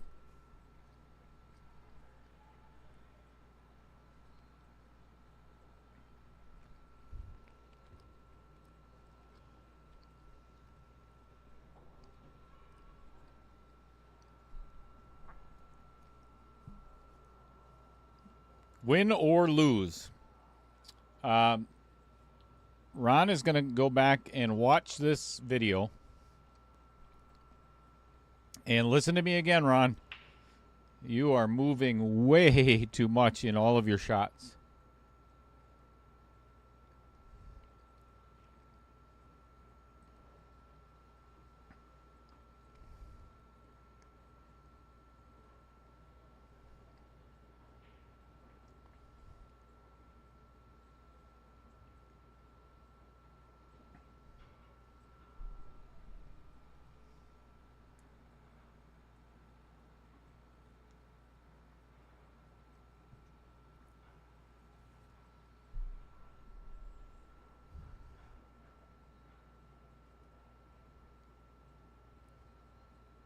Same thing.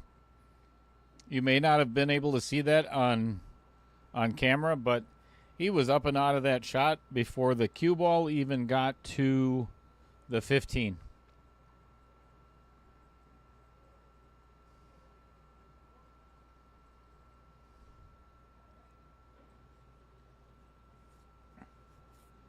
It's hard to force yourself too. And again, I fully understand, 479 Fargo. It's one of the things that players need to work on. That's why that's why I do these tournaments. This being 525 and under, the guys can go back and watch every one of these matches and hopefully improve their game.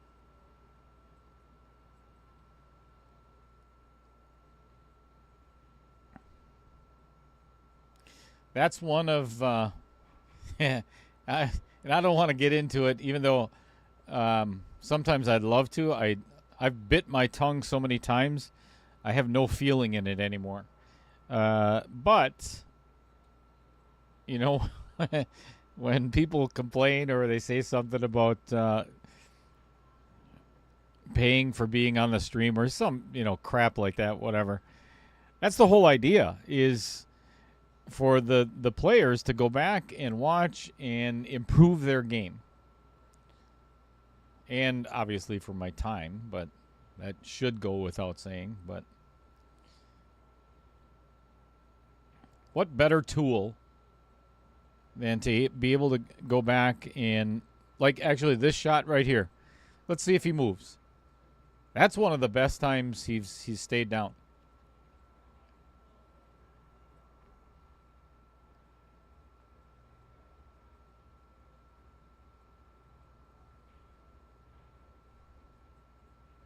All right, looks like we got a combo.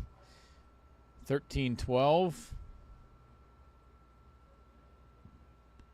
See how right there, his whole entire body was gone, almost out of the picture before the cue ball even made it to the 13.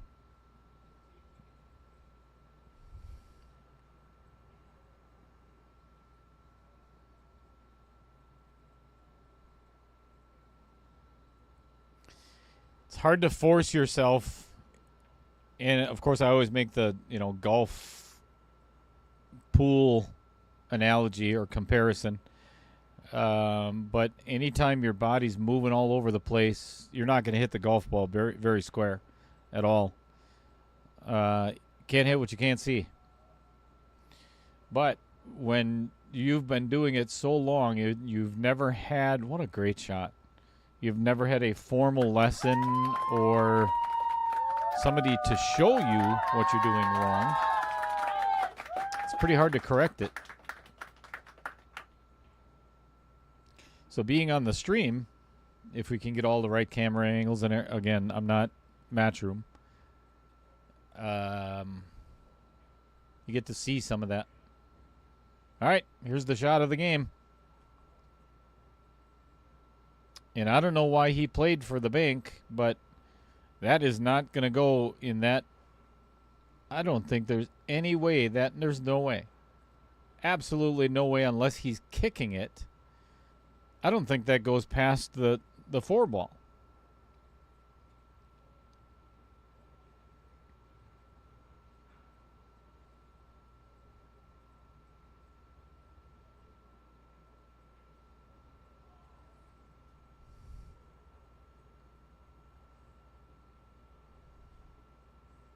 I would be shocked if this went in.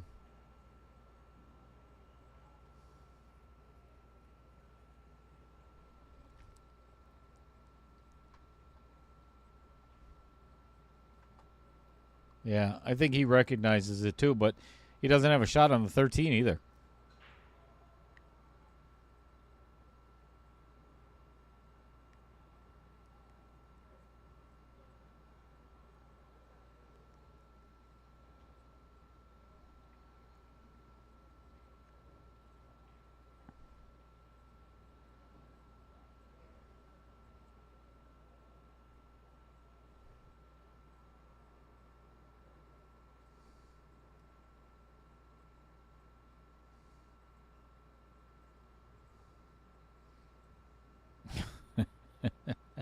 Whatever, Steve. I got a couple of words for Tarek if you want to pass them along.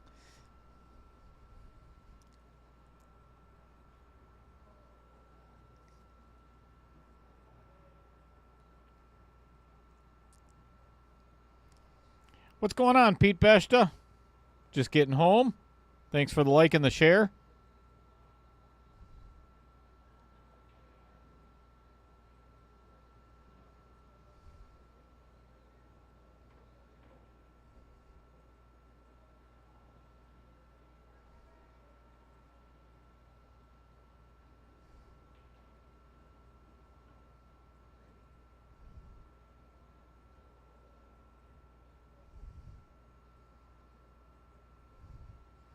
All right, Jason's doing some serious studying on this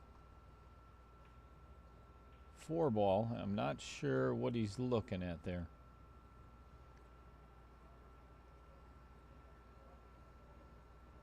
Home from where, Pete? How dare you? How dare you not stay home and watch pool? You have a life outside of Outer Points Productions? Unbelievable.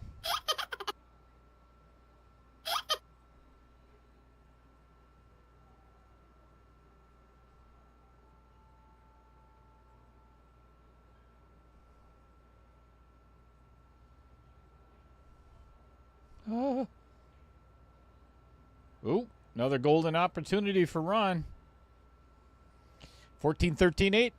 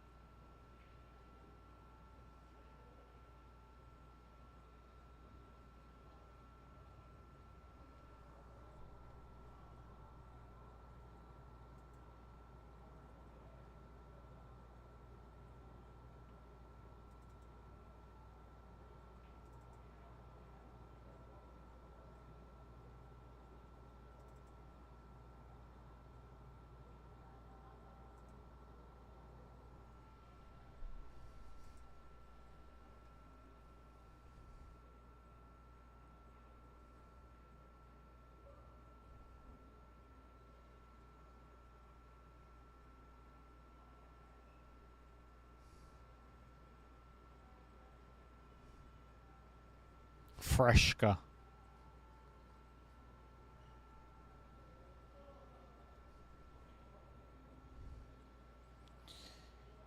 So, Pete, you're fully retired now? If you are, congratulations. That's fantastic. Holy smokes. We hit that one hard.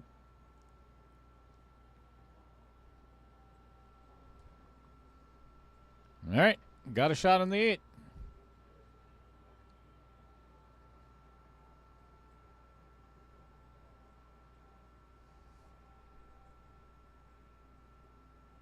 I'm going to leave that one alone, Jeremy. All right. Good shot by Jason. 7-3. So if you've already noticed on Facebook or haven't, I am raffling off. This thing is pretty incredible. I've tried it. Players are actually going to take a break, so that's why I'm doing this. Actually, I didn't know that until I just put that up there. But I am doing 10 mini raffles, and then the winner of each one of the 10 minis gets entered into the final spin. So these are there's 10 spots in each mini, and they're $5 a spot. So I'm going to leave this up here for just a little bit. If you're interested in the Propel jump cue, it's a 3-piece jump cue with joint protectors and everything. This thing it's pretty amazing.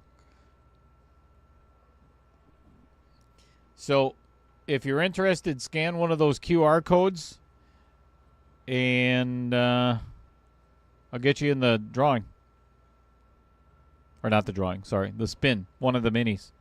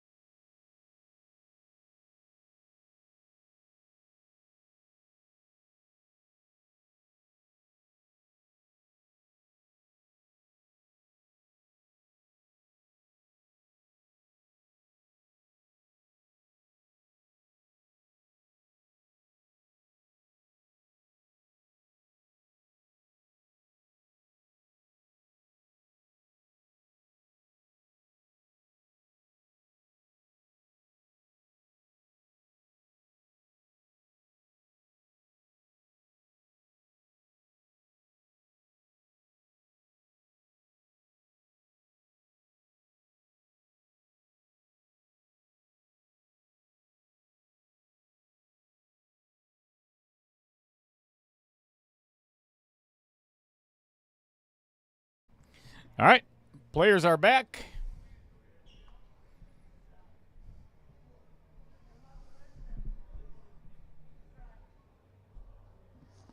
How many people did I get signing up for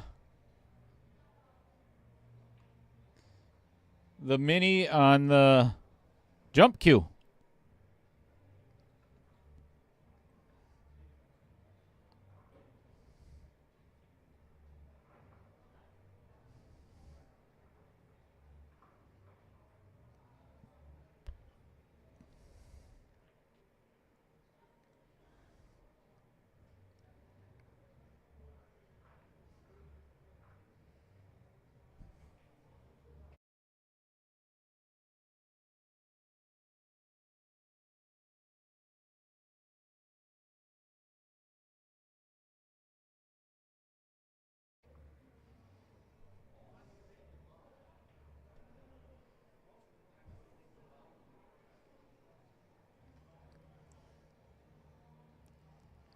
Well, may have not gotten any more spots in the mini, but just sold another Projection Pro Billiards system.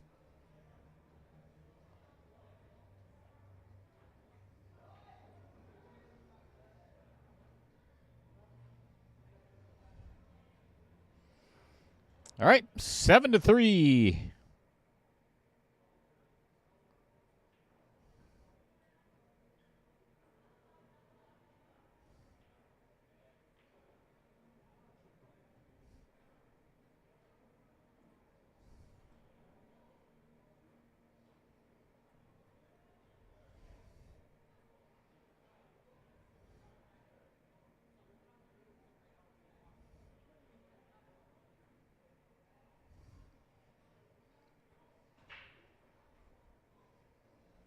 Big old break by Jason Harlan. Almost goes in one side, goes one rail, and goes in the opposite side. Ugh.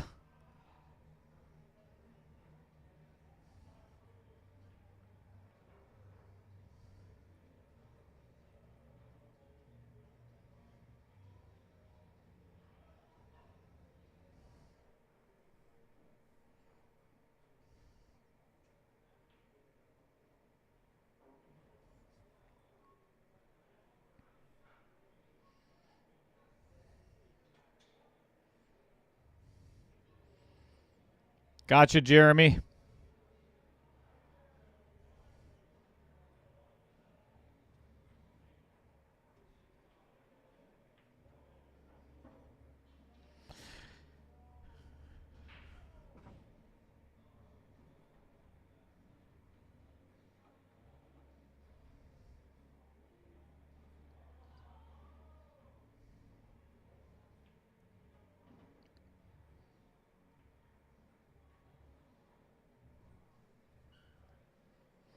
Thanks, Jeremy. So I see you want one spot in each mini. Give me a number 1 through 10 other than 7 or 9. 7 and 9 are both taken in the second mini. So give me that number, and I'm going to use the same number for both minis.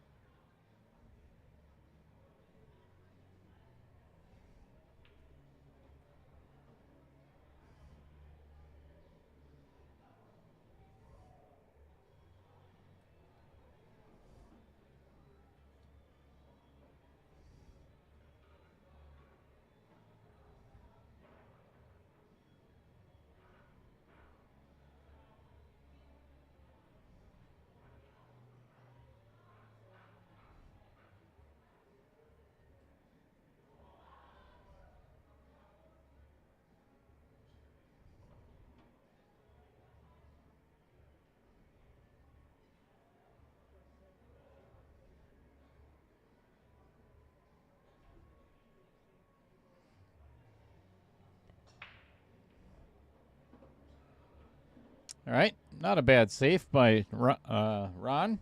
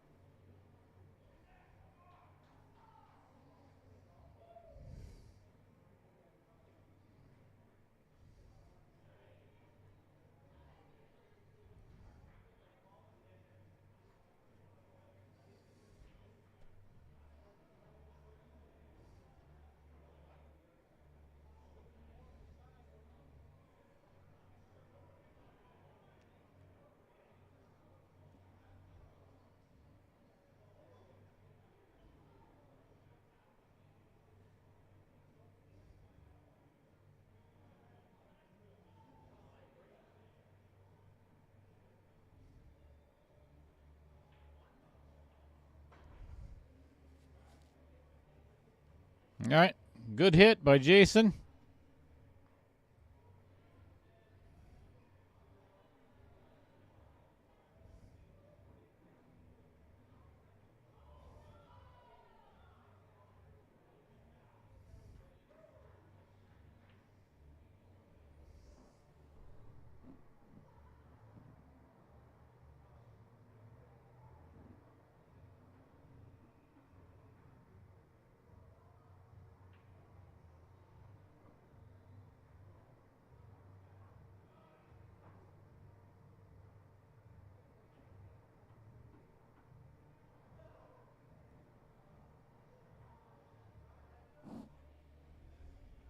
All right, good combo. I think he may have pushed. We'll take a look.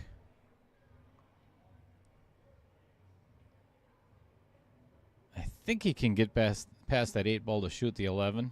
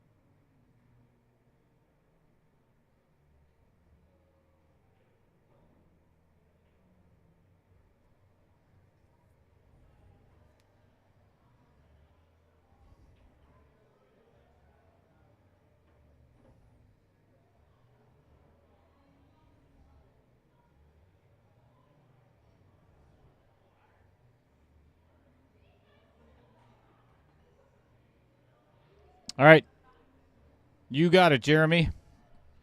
Number 3 for the next 2 spins. I am going to tag you in the post right now so I don't forget.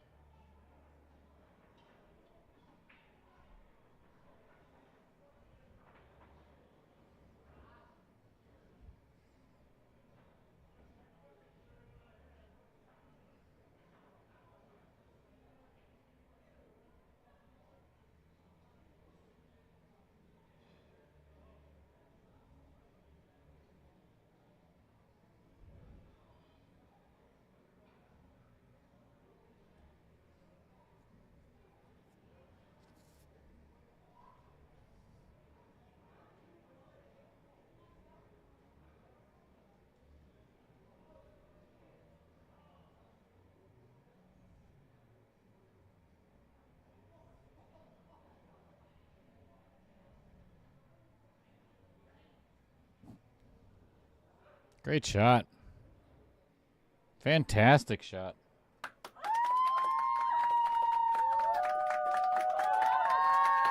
Don't know if he's got a shot on the 6 ball. It sure does not look like it. Get in there. Ooh. That's a nice jersey. Right, Andy?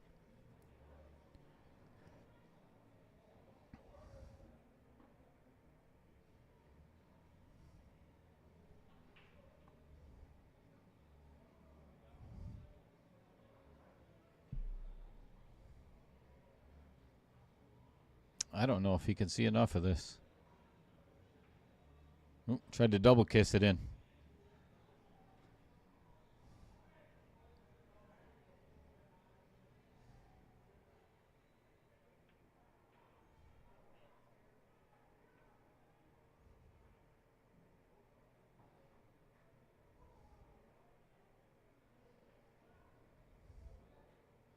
All right.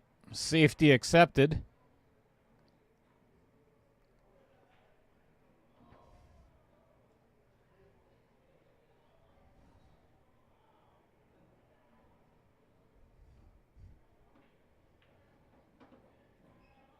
Boy, he might be able to see enough of this. Wow. That is one heck of a thin cut, but I don't think he has much of a choice.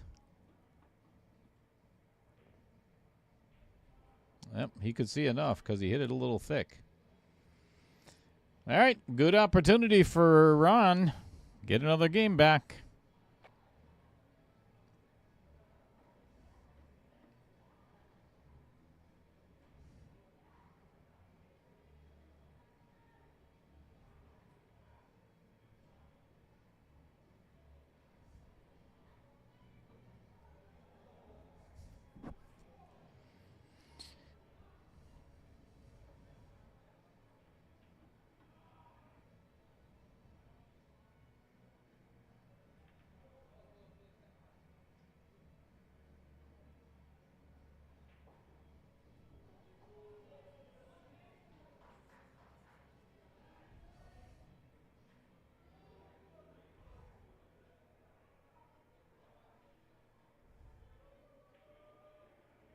Good shot.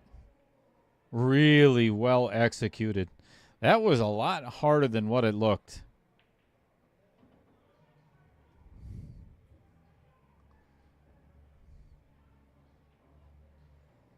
All right, to make it 7-4.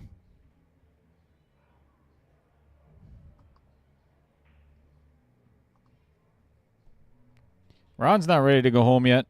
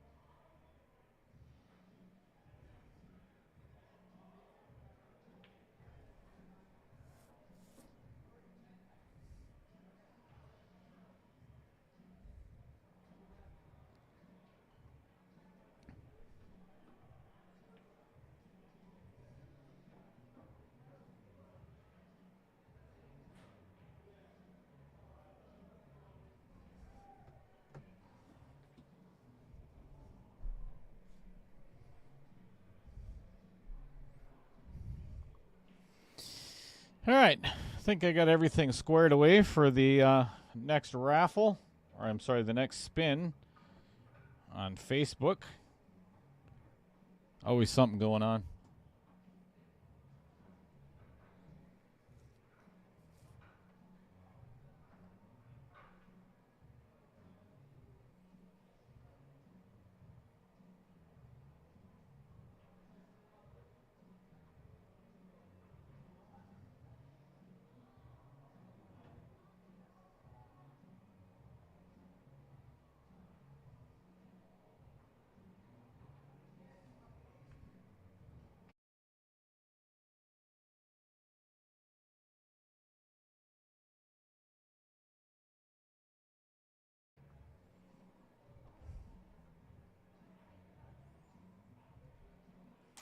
Well,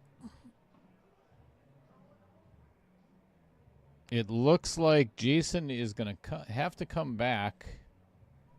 Let's see what kind of angle he has on this 2-ball. Not perfectly straight. I think he can cheat it enough to where if he could get it to like the middle of the logo. Yeah. Right in the middle of the logo. He could play the bank on the 1. It's either that or try to get down on the bottom side or get right next to the 10.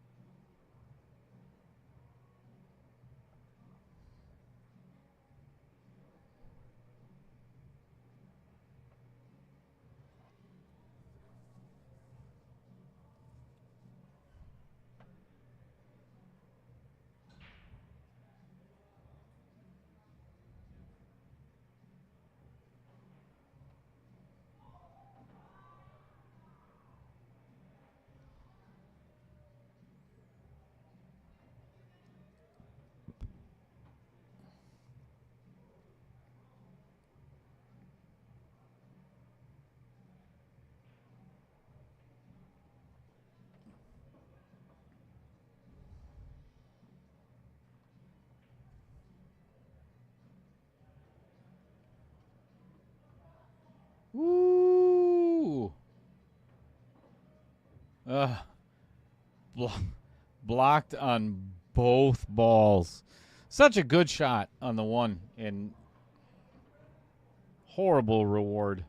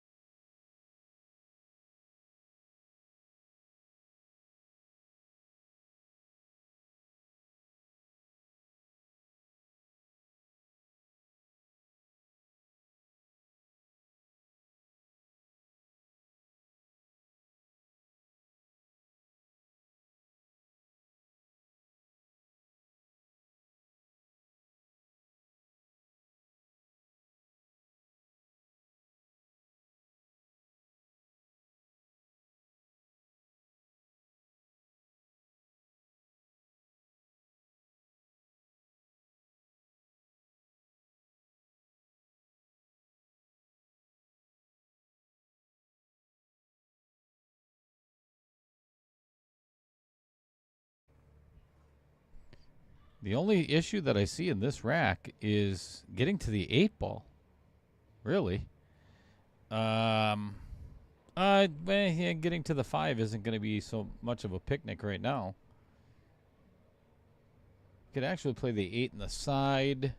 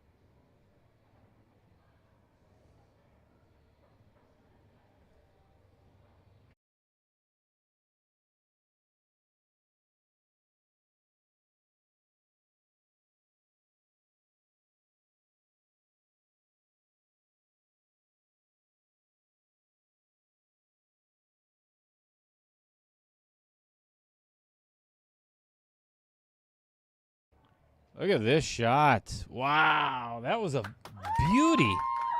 Holy cow. What a huge. Oh, my goodness. And misses the 8 ball. Ugh. Ouch. After such a great run, too.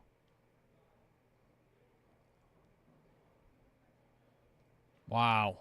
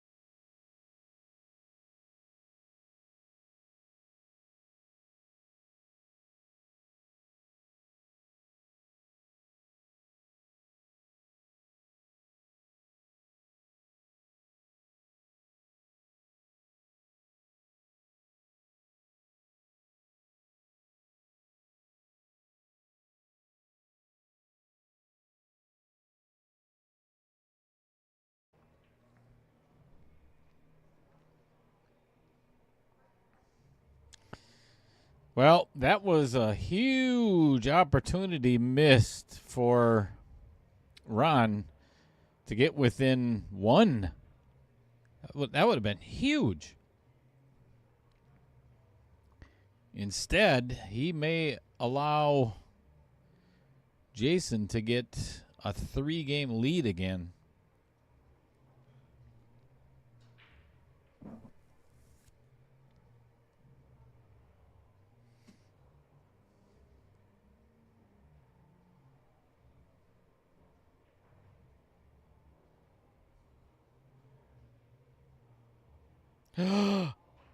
Ball in hand. Oh, my goodness. Under hit. Complete decel on the combo. Worried about the leave. And didn't even hit a rail. So now it is 7-6. That huge lead that Jason had before of 6-1 has now diminished to 7-6. Whoa.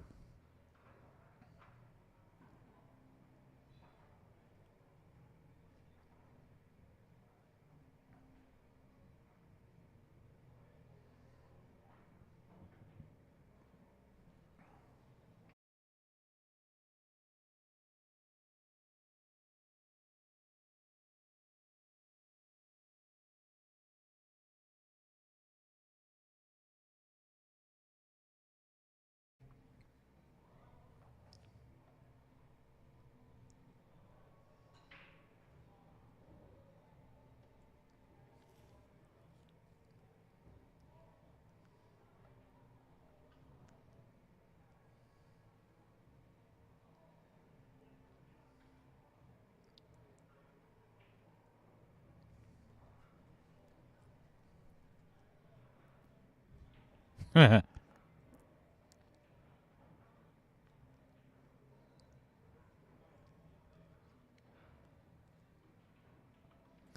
this is a totally different match now. This changes everything. That that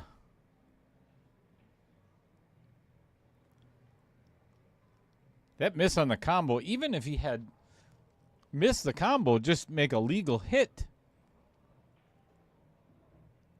makes all the difference.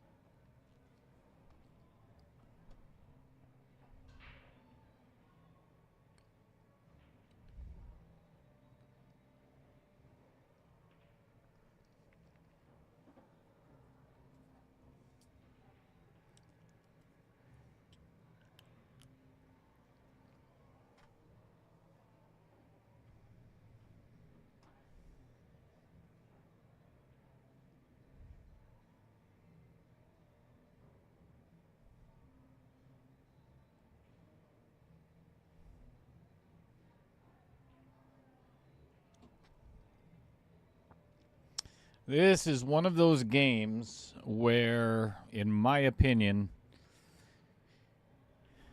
if you don't think you're going to get out, and if you're Ron right now, you don't think you're going to get out, then stop making balls.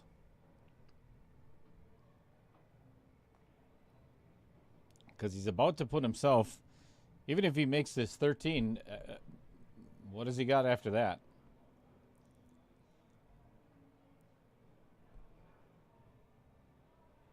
That's not a good place for the 12.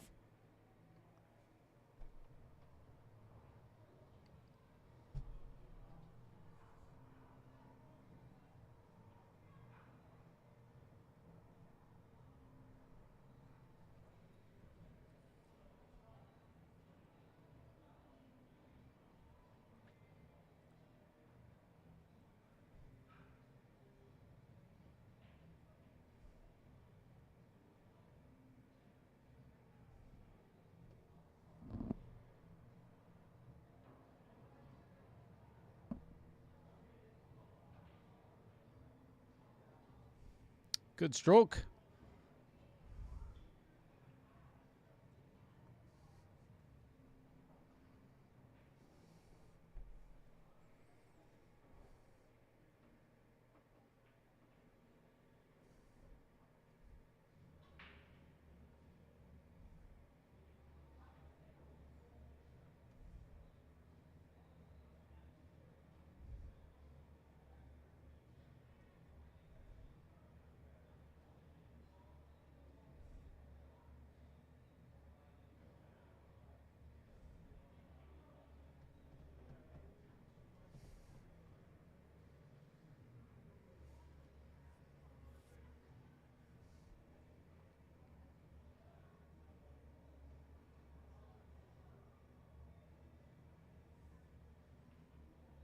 Smart shot by Jason.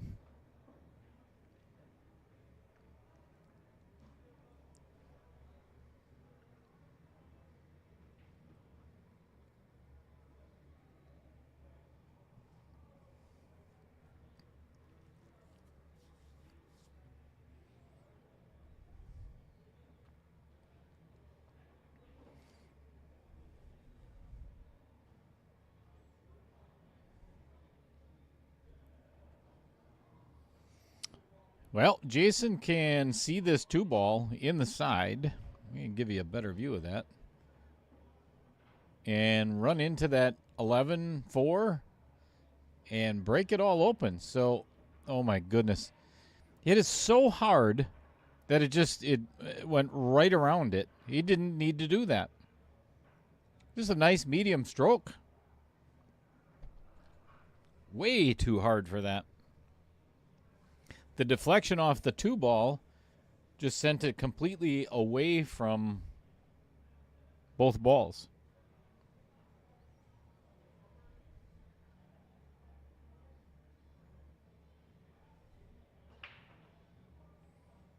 And that was a perfect opportunity to run out this game.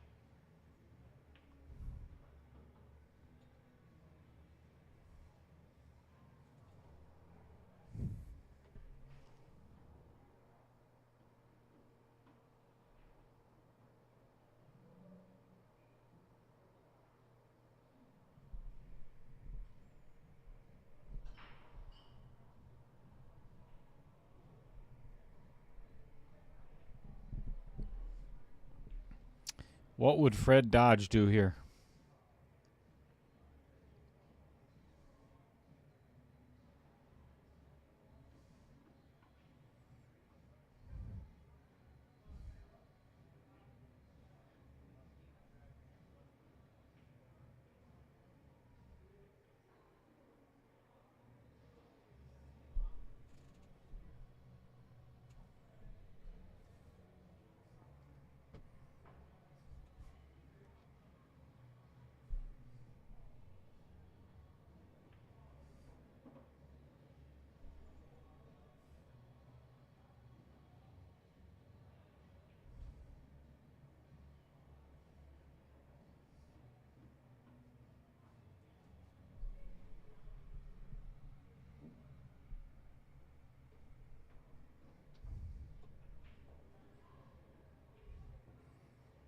Well, this could potentially be the shot of this match right now. Here's why I say that.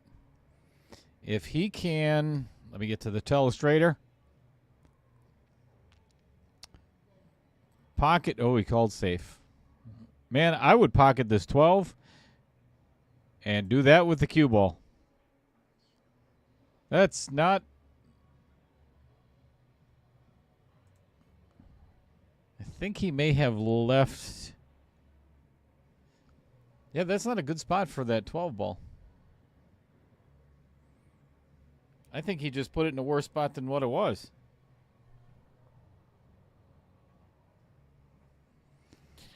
What's going on, Nader Animator?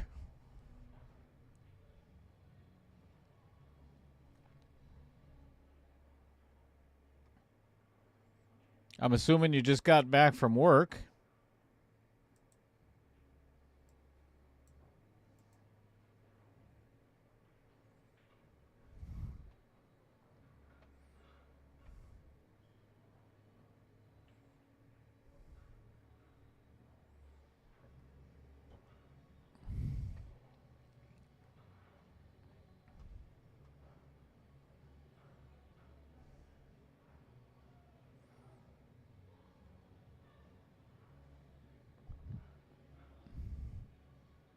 Well, it sure looks like that 5 goes past the 8 and the 13 in right here. Right there.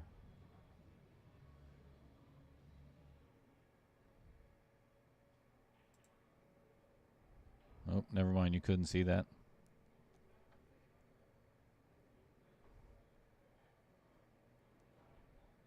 Yeah, I don't think I would have done that. You just gave Ron a shot at the 13. Actually, he could play the 12. All right. I like this. Getting rid of the 13 first. Now, the thing is, though, he is going to have to be dependent upon the roll or the rub off of this 4 ball. Because I don't know if he can get... Let's see if I can draw this in a good spot.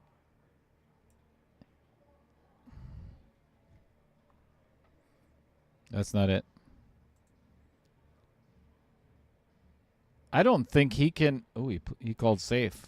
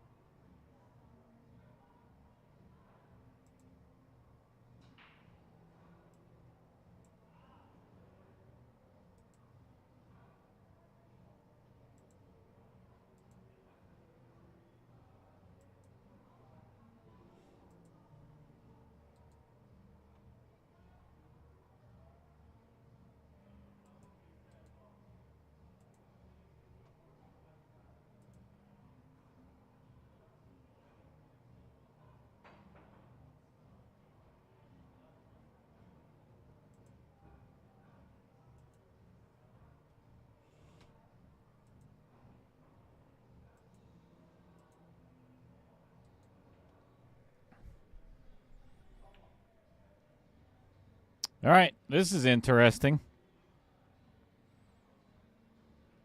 Does the 11 clear? It sure does. Wow.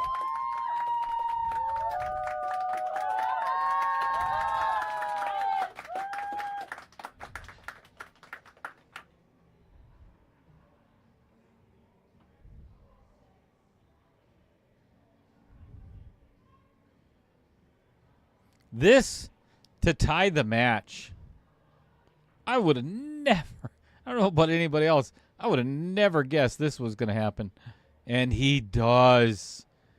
Hits it clean. We are all tied up at 7 apiece. Wow.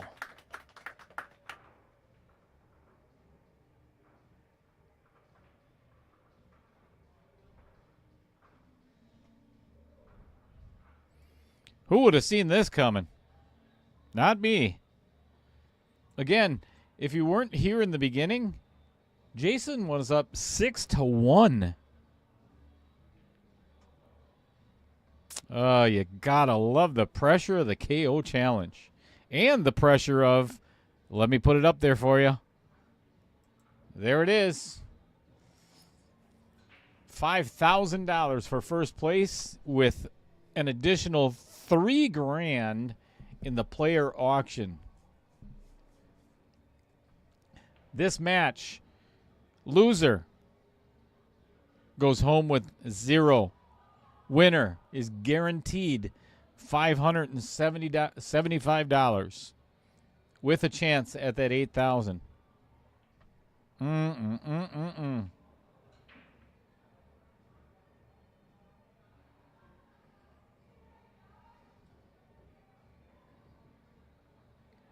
You and I, Tom and Nina. What's going on, Avenue Auto? Derek Schwartz, Derek Justin, Derek something, a man of 7,000 names.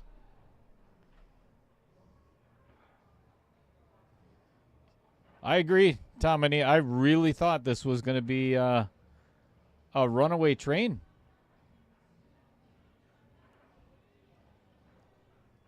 All right, if I am Jason Harlan, given that I've got ball in hand, I would play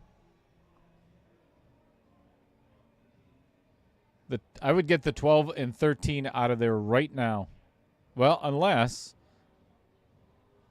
so if the 1-2 lines up, see, I still don't, boy, I don't know if I like this, because if you don't know where that 1 is going to go, here's the only reason I don't like this shot is because of, all right, he turned out okay. But now he's got to get on the 1 ball, which if he had stripes, everything was kind of open after the 12 ball. So this is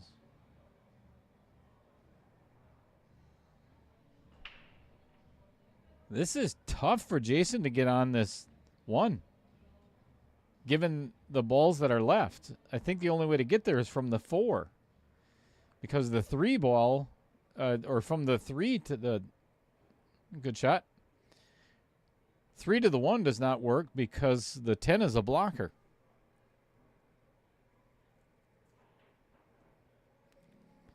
Man, I'll tell you, I think I would actually shoot, the old teller straighter.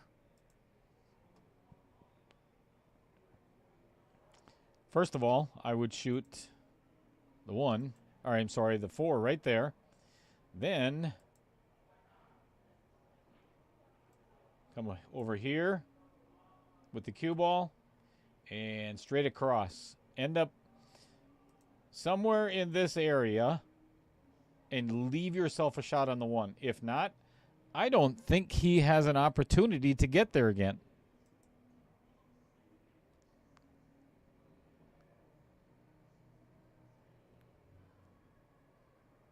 Wow, that's really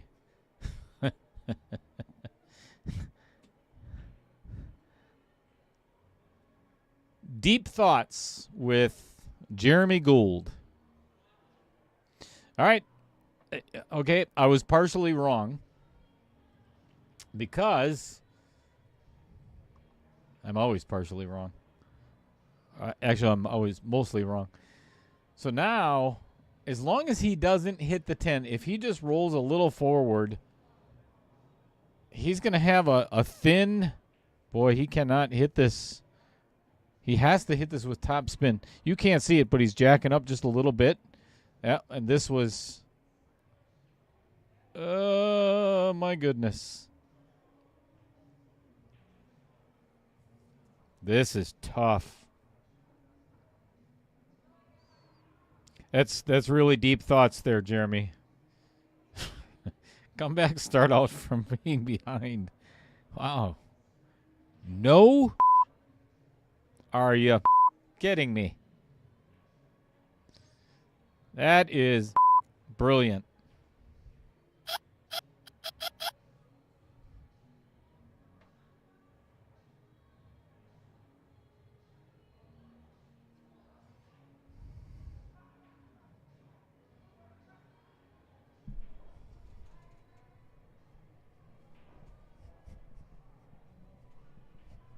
You sit.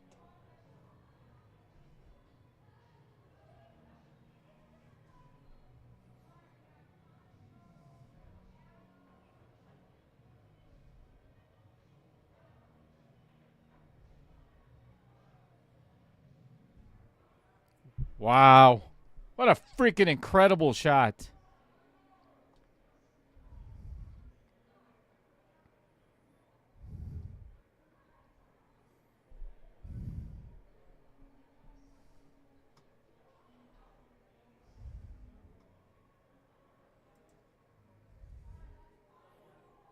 What an awesome shot by Jason Harlan.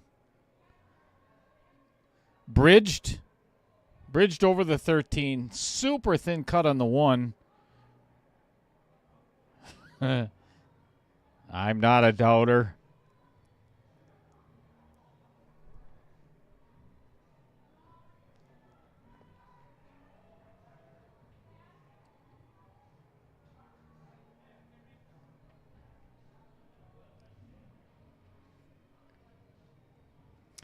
Well, he's not going to be able to hold for this, so he's going to have to go back and forth, in my opinion anyway. Hit this with a little bit of pace, make it fluent, and go once across. Oh, boy, don't get behind. All right, he's got a shot. Jesus. Look at this shot. How'd you like to have this? If you make it, you're up 1 with 2 to go. Or you miss it, the table's pretty much wide open.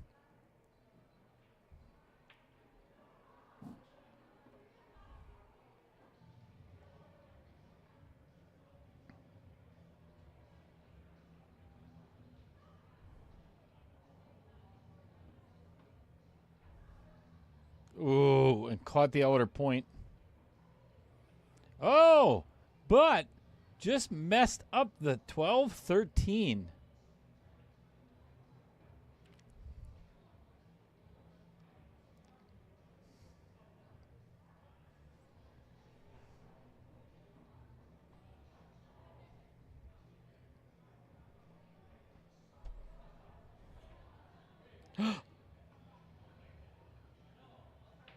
Oh, this is really fortunate. Wow. That is really, really fortunate.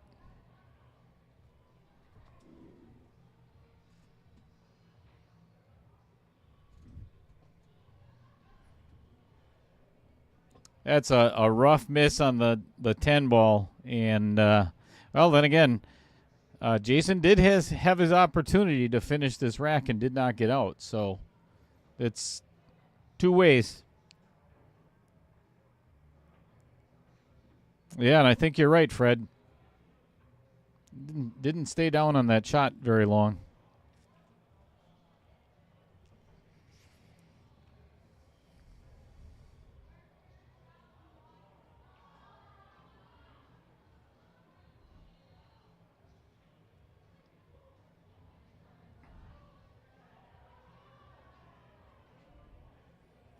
All right, ball in hand.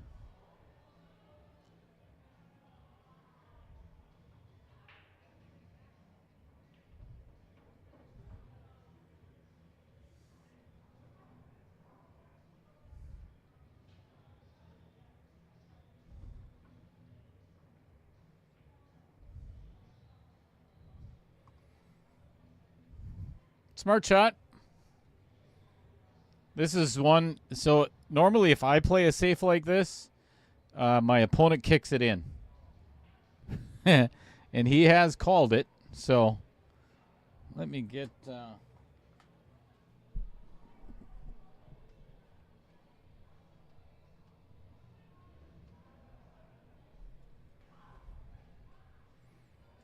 Called it in the side.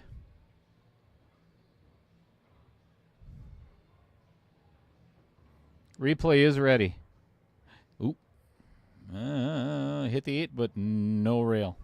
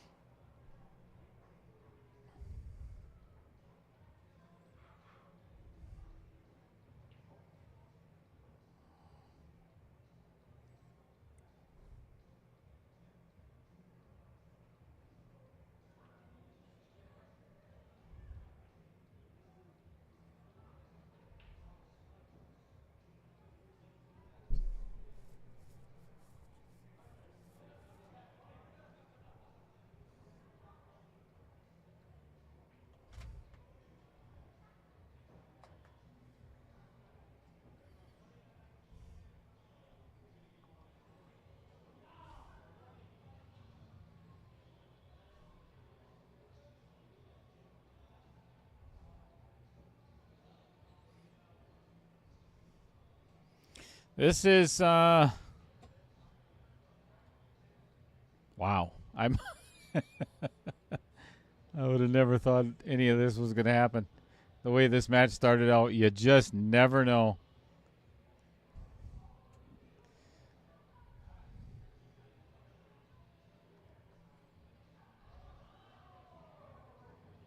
Uh-oh. Uh-oh. Uh-oh. I cannot tell if he can see this or not. Yep, he can.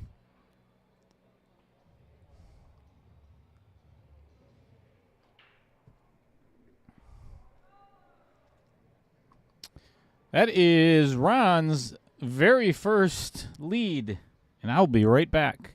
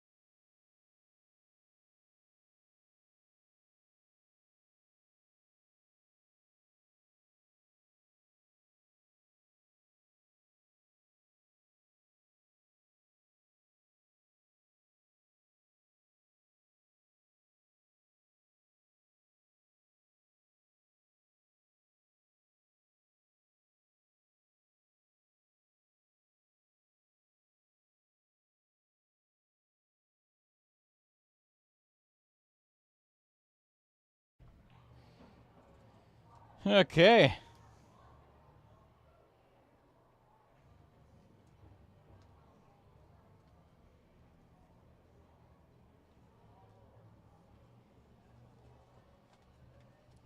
Yeah, and there's obviously a couple of factors to how this match has played out. Some key misses by Jason and some fortunate rolls, which, I mean, again, like I've said 100,000 times, and I'm going to keep saying it. Had Jason not missed, then Ron doesn't get those rolls. It's pretty simple.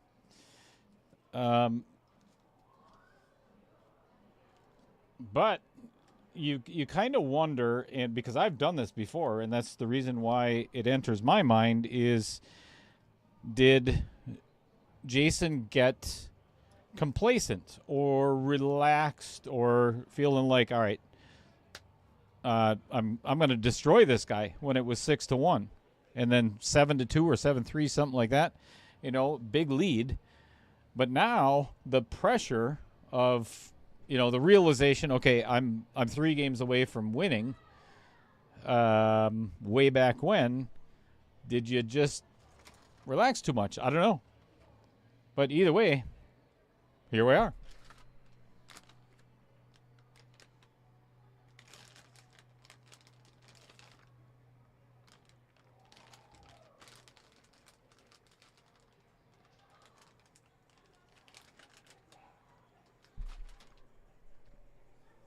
And what David said, yep, a little bit of luck.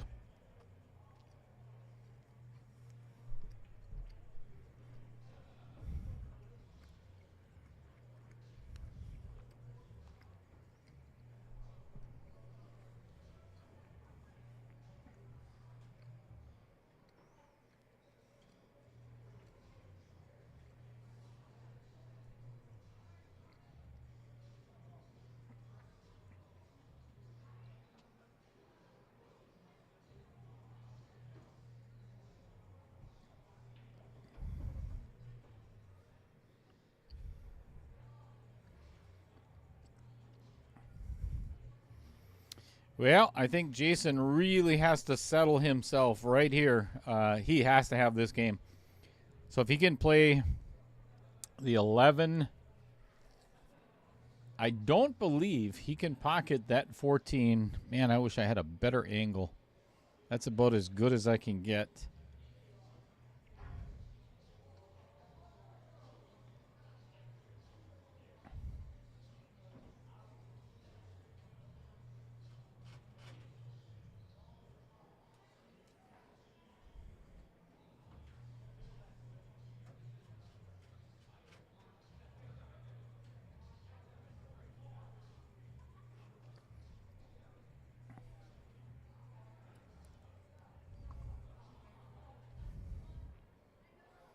Yeah. Looks like the angle, too, is away from... He'd have to run into the 10-14. And I don't think he can get there from where the 11 is.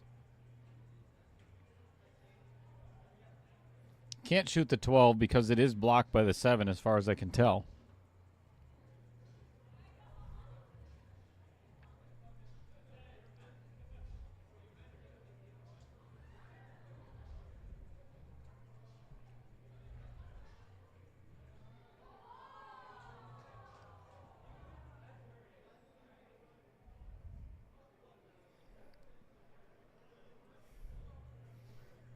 I would seriously take another look at this 14 ball.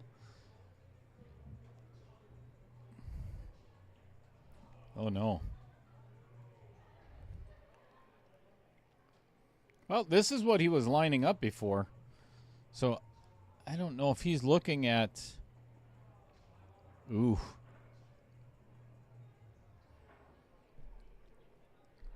I got an idea. Not sure it would work, but I think it would. I would actually hit...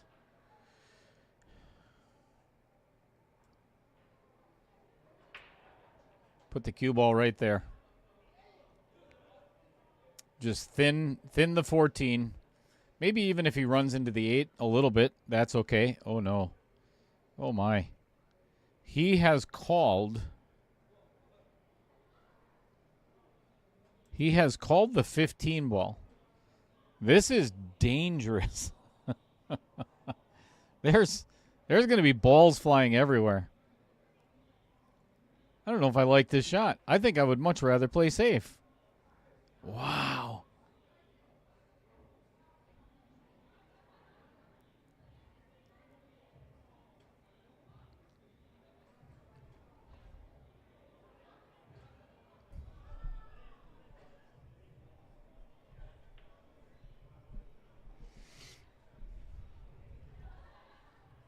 Well, he makes the ball, but unfortunately, the 14, it looks like, is now blocked by the 6. And it's like a half an inch.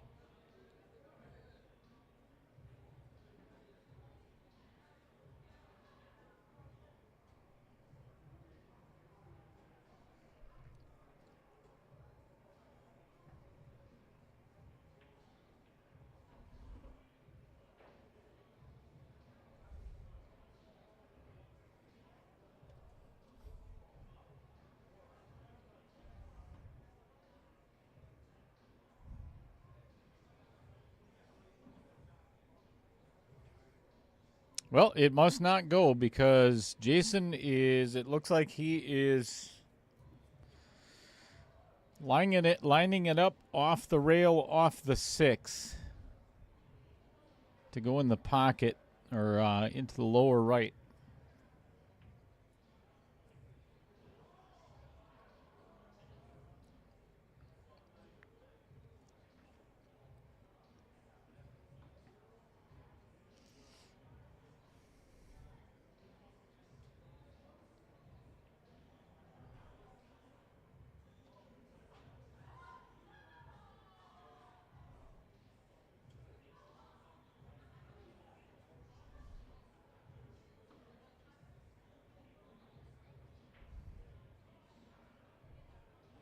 Unsuccessfully. Oh. Almost got away with it.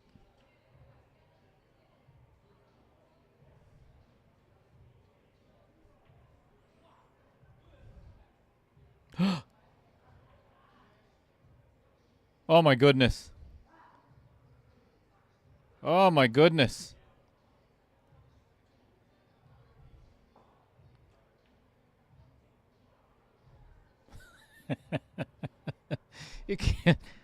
You can't tell me these guys don't have a ton of pressure on them right now. That was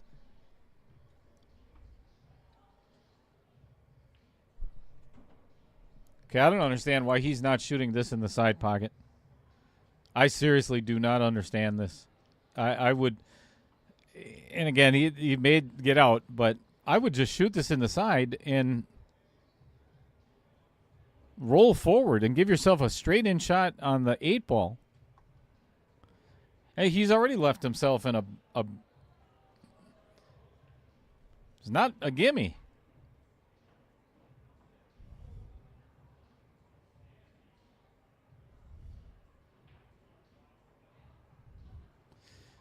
Holy cow, it is 8-8.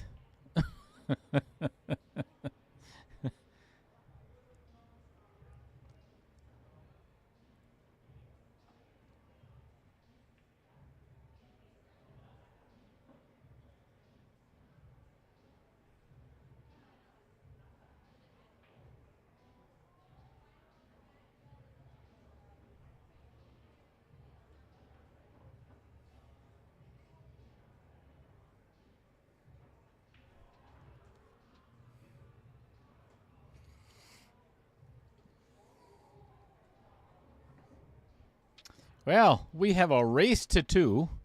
Just kind of show you what's going on. So Jason Harlan came in. He's got thanks,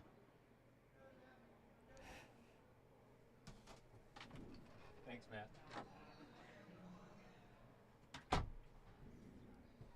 Jason Harlan had the tip was off of his break cue, so he was using Andy Coons, from what I understand, and Matt Strong just got done putting his tip back on, so I don't think I would recommend using it any at all tonight.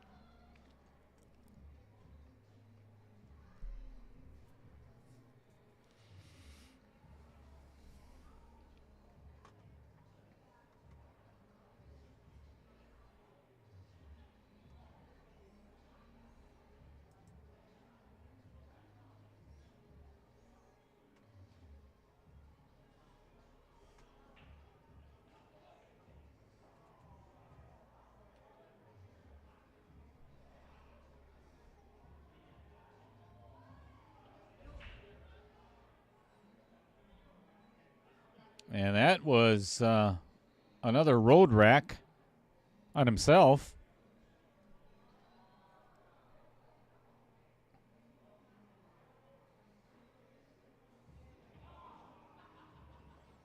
This is going to be a long game.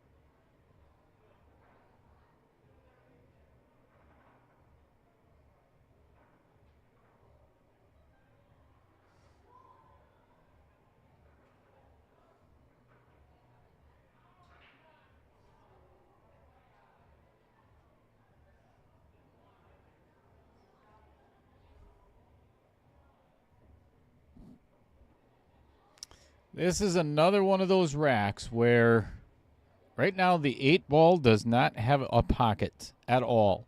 It does not go past the 11, and he can't get close enough to it other than maybe a bank. So he's going to have to either give it a little bit of a nudge, play the 4 and give it a nudge, or the 3 and give it a nudge.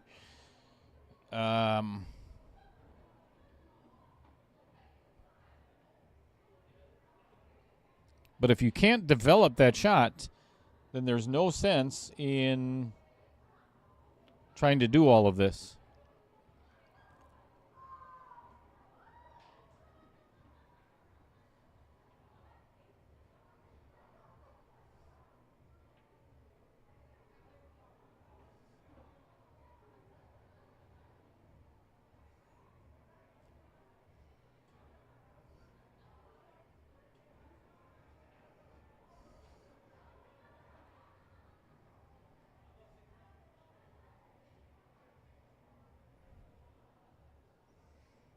And he did not get there, so now he's back. Oh, boy.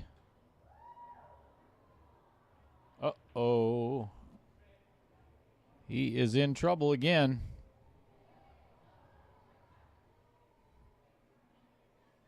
I don't think this 3 passes the 4.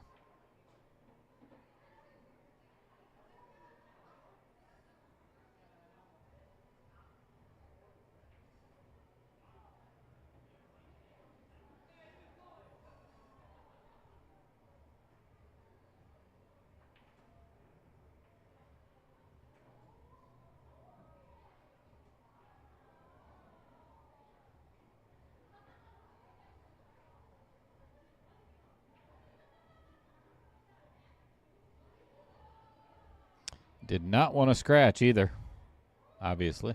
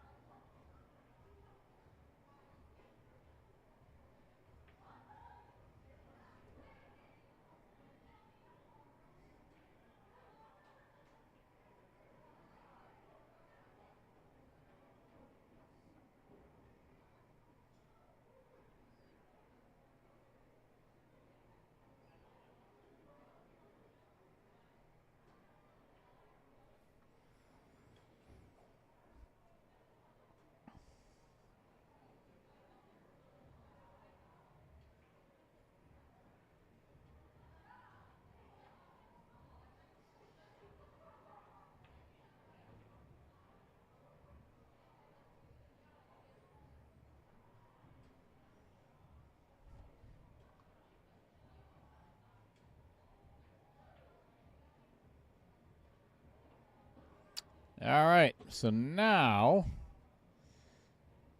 I don't believe the 14th. Let's get in there a little bit tighter, and yeah, I don't think that goes. So now Ron is going to have to play either a carom into the 10 or play the 10 direct and break those 2 up because they don't go. Oh, boy. Oh, boy. And that was just, I hate to say it, but that was kind of a poke and hope.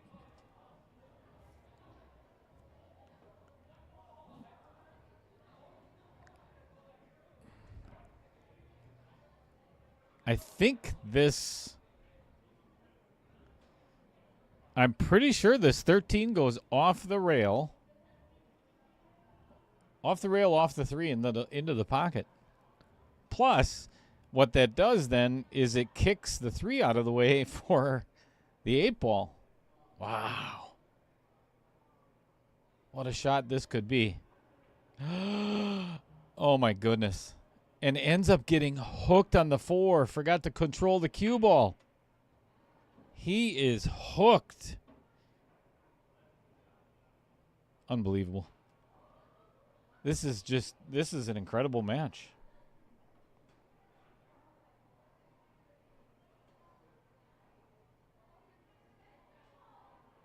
Good hit. MF. I don't think I've ever heard that one. What's going on, Al Holden?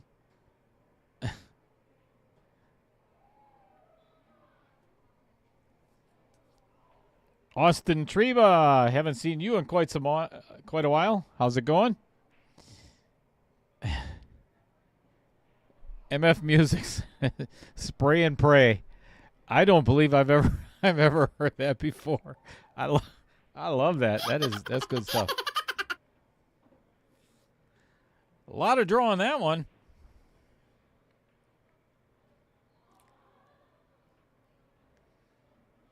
Got to play the 3 first. Have to play the 3 first. Even if you get, and here's why I say that. All right. We'll go to the telestrator. All he's got to do is get right here. Because then there's so many things that he can do. Oh, my goodness. Don't hook yourself.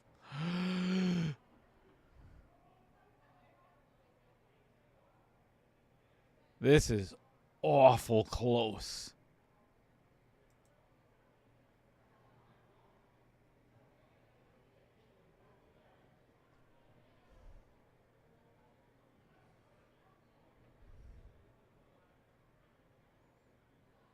I think he partially hooked himself.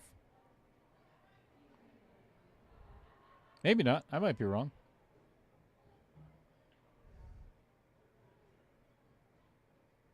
All right. Comes down to... I'm nervous as hell for these guys. Oops, sorry. It is now 9-8 in favor of Jason Harlan. And they have decided to take a little bit of a break.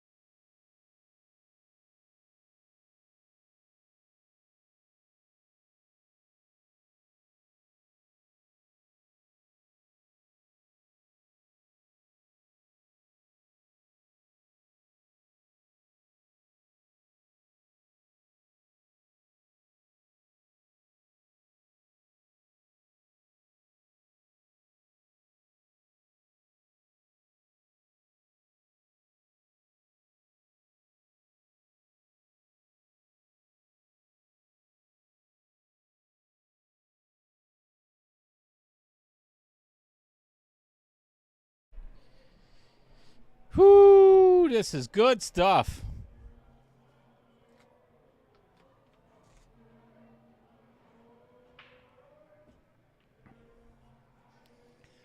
Are you not entertained?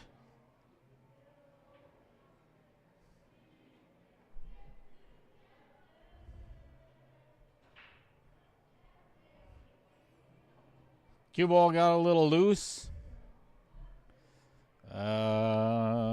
Nothing down.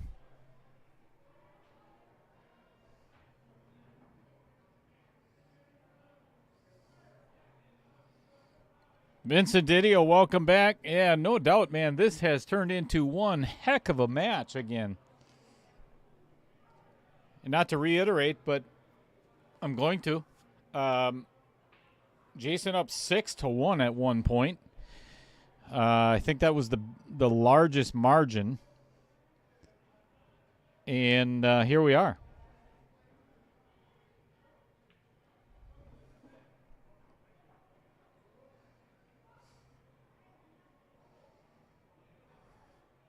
Austin, tell your dad I say hi as well.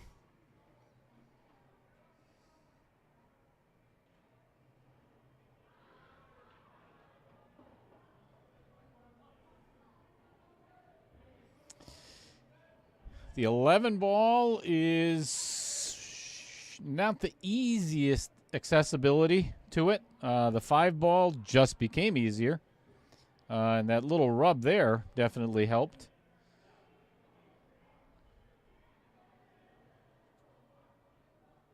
Shot on the 8 might be a little tricky to get to. Bailey Harlan, welcome.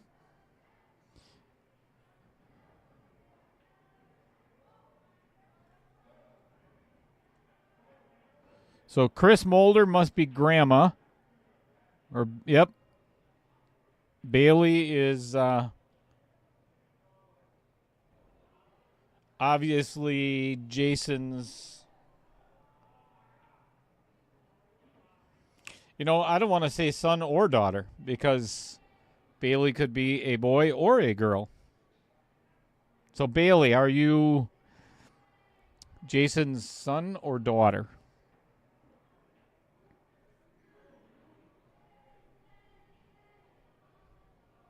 I get myself in enough trouble the way it is. I really don't need to be doing that anymore tonight.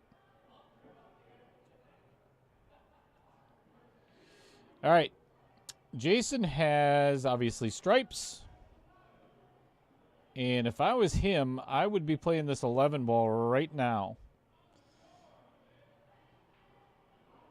The biggest thing, and mark my words, is he has to make sure that he draws enough. Do not hit the 2 ball and go into the corner. Oh, I was just about to say it right before. You really got to control that cue ball.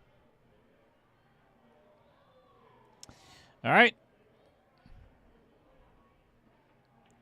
Tough shot for Ron here in the side.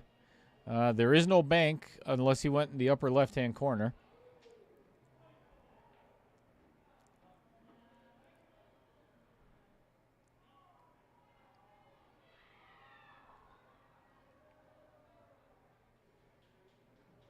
Ooh.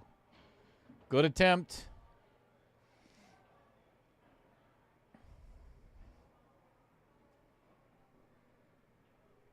Yeah, I would not say that, Nader.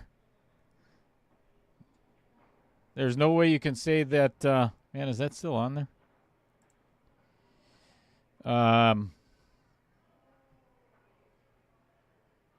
There's too many things that have happened in this match to say who's going to win this. There's no way.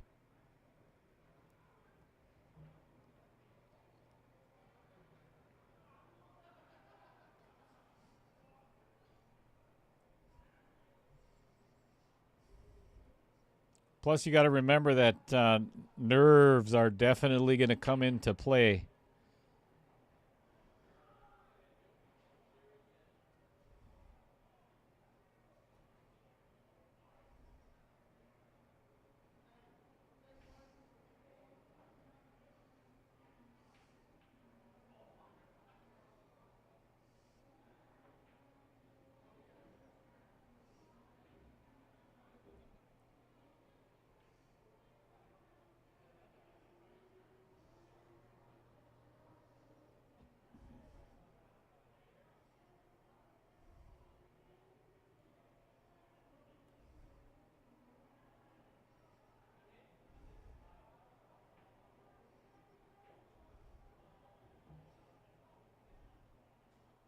Uh-oh.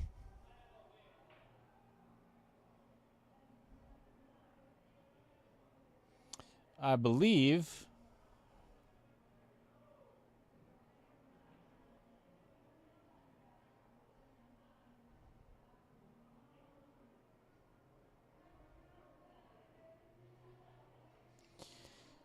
so. We'll take a look at this. He cannot see, because I'm looking right at it from the booth. He cannot see enough of this 14 to make it. So that changes the entirety of this rack, where he could possibly have gotten out and finished the match. I think he is going to have to play. Ooh, he's going to play the 12 on the side, which, to be honest with you, it's not the worst idea because, again, where that 2 is, he's probably going to run into the 2. And as long as he doesn't hit it too hard, he's actually going to put it in a worse position for Ron than what it already is. So I would hit this nice and soft. Oh, boy. That's really not bad.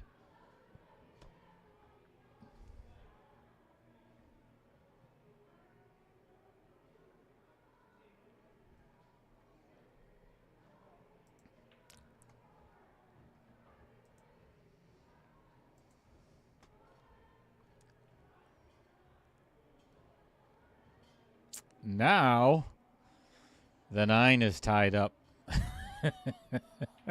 And the plot thickens.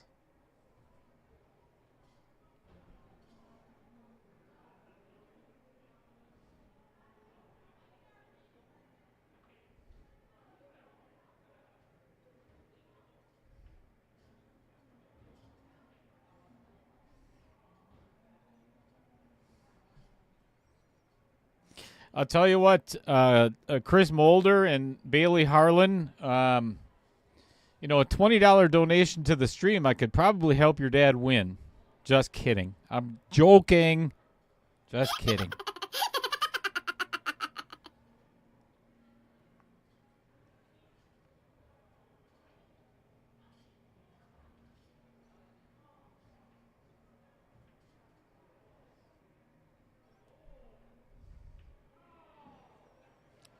Actually, Vincent, and I would do that right now. As a matter of fact, I would pocket this 12 and just run into that 9 ball.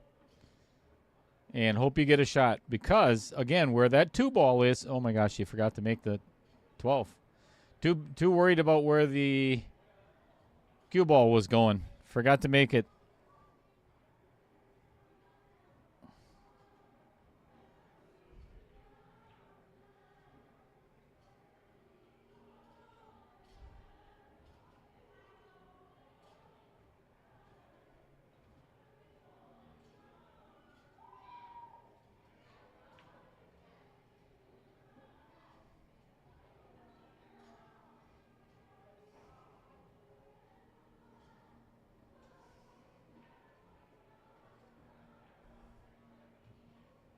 Uh-oh. Uh-oh. Well, as if it didn't get more exciting. So now the 14 is messed up. And if I was Jason, I would play the combo right now. Even though he's going to have to put...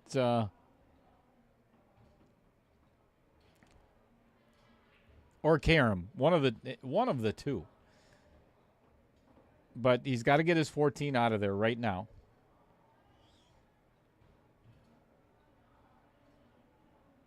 So, actually, yeah, I kind of agree with what he's doing here. Get the 9 out, then find a way. The shape on the 10 is probably the best way to go about it. So if he can get out 2, all right, let's get the teller straight teller.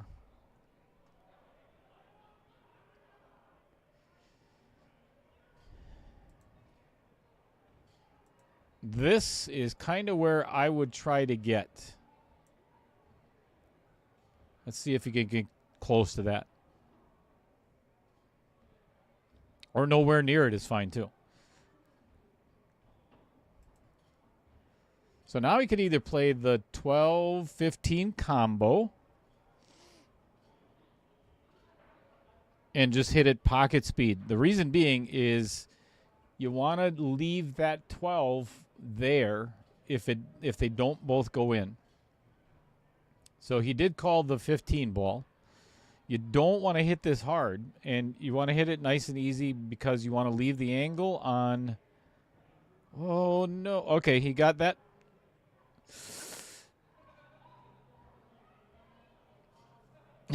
I love it. Love it, love it, love it. Vincent, I wish you were here too, man. This is good stuff.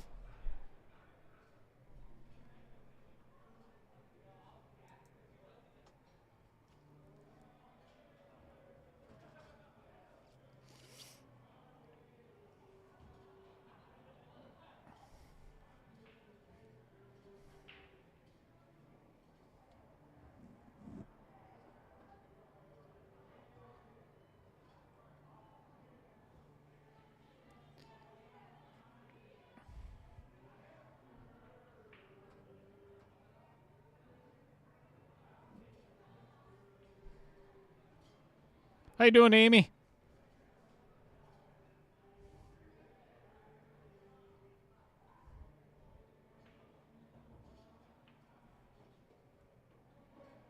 This is why I would have tried to get that 14 out of there earlier.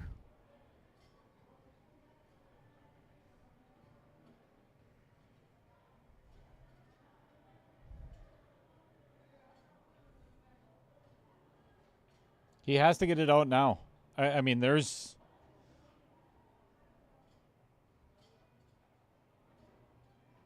Even if...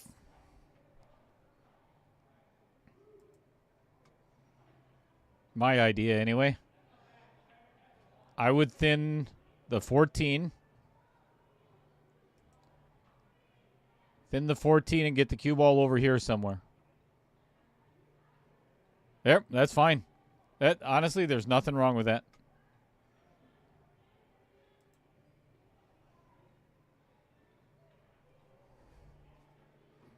Because now there's no bank on the 2 ball. The 14 blocks that pocket. And this is... He's put Ron really in a tough position now. With that 12 still being there.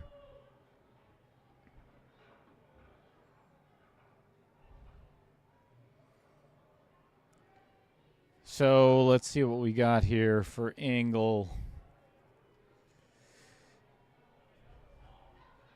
Oh, he's going to try to pocket this 12 and get the cue ball. Oh, my goodness.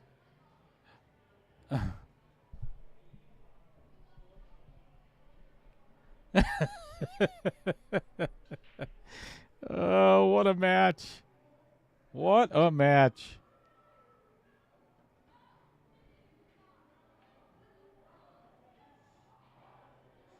Even though it may not go, Jason has to try to put this 14 in front of the pocket, in front of the 3. And make it really difficult. Man, I wish I could just get out there and let me get a different... Ooh, boy. That is really close. I can't tell if he can cheat that pocket enough to make it. But it's hard to hold it there for the 8 ball, too. That's going to have a little momentum.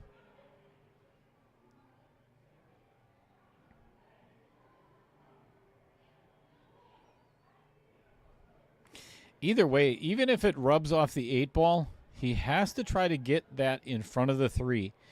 Because by doing so, even if he leaves Ron with a shot on the 5, is kind of irrelevant. Because to get to the 5, from the 5 to the 3, if the pocket's blocked, is going to be really tough.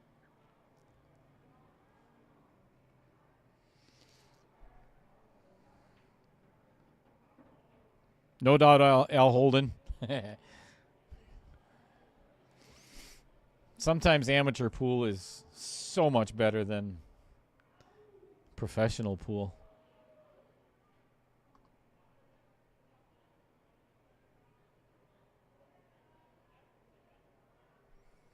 Yeah, see, from the overhead, it does not look like that 14 goes at all.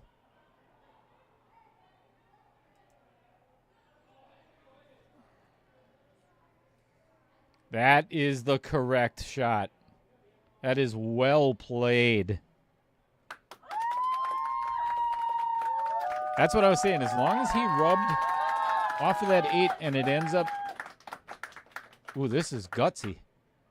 This is real. I think I'd play safe.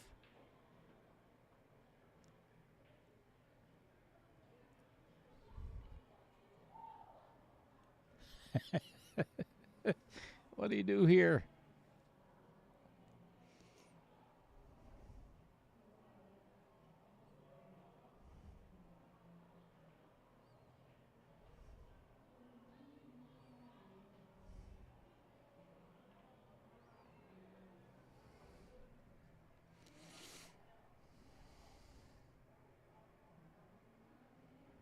Yeah, no doubt, Al.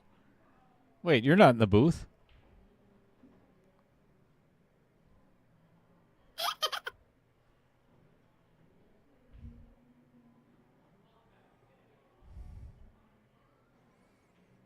Chris Mulder and Bailey, what's it worth to you now? I think, folks, we're gonna have to need a $50 donation to the stream.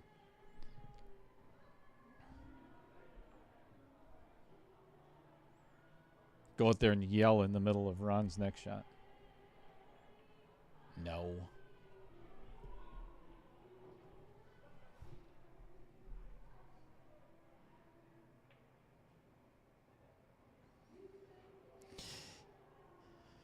So, in doing so, though, Vincent, why would you do that?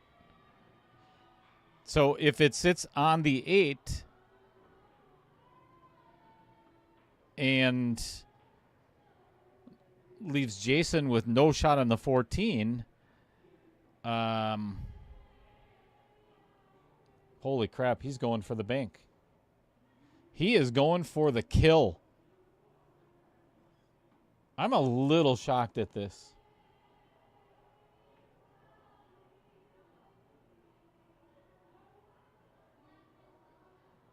I'm a lot shocked at that.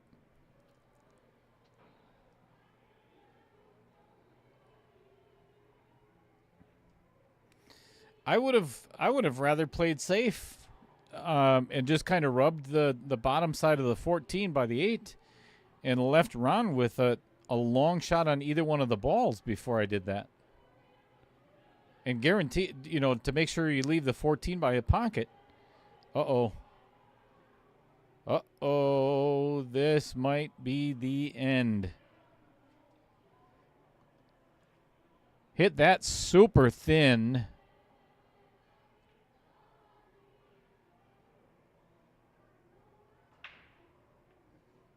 Uh-huh.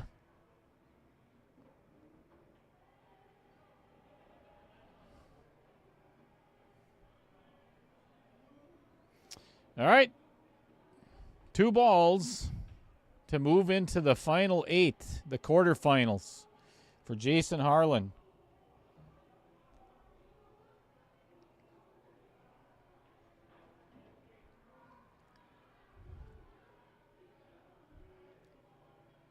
Which view do you want to see, everybody? My biggest concern with this shot is don't scratch in the bottom left Vincent Didio Memorial pocket. Just don't scratch. And that is a victory for Jason Harlan. Wow. Man, I just lost I never got the donation to the stream prior to that. Son of a...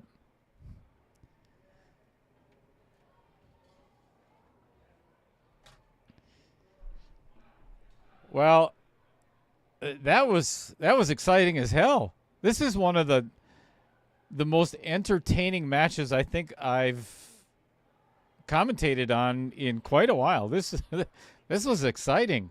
A great comeback by Ron.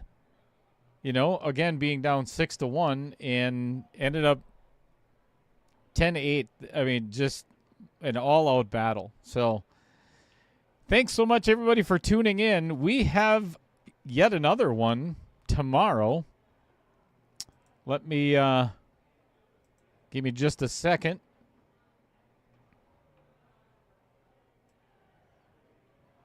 Actually, watch for it on Facebook.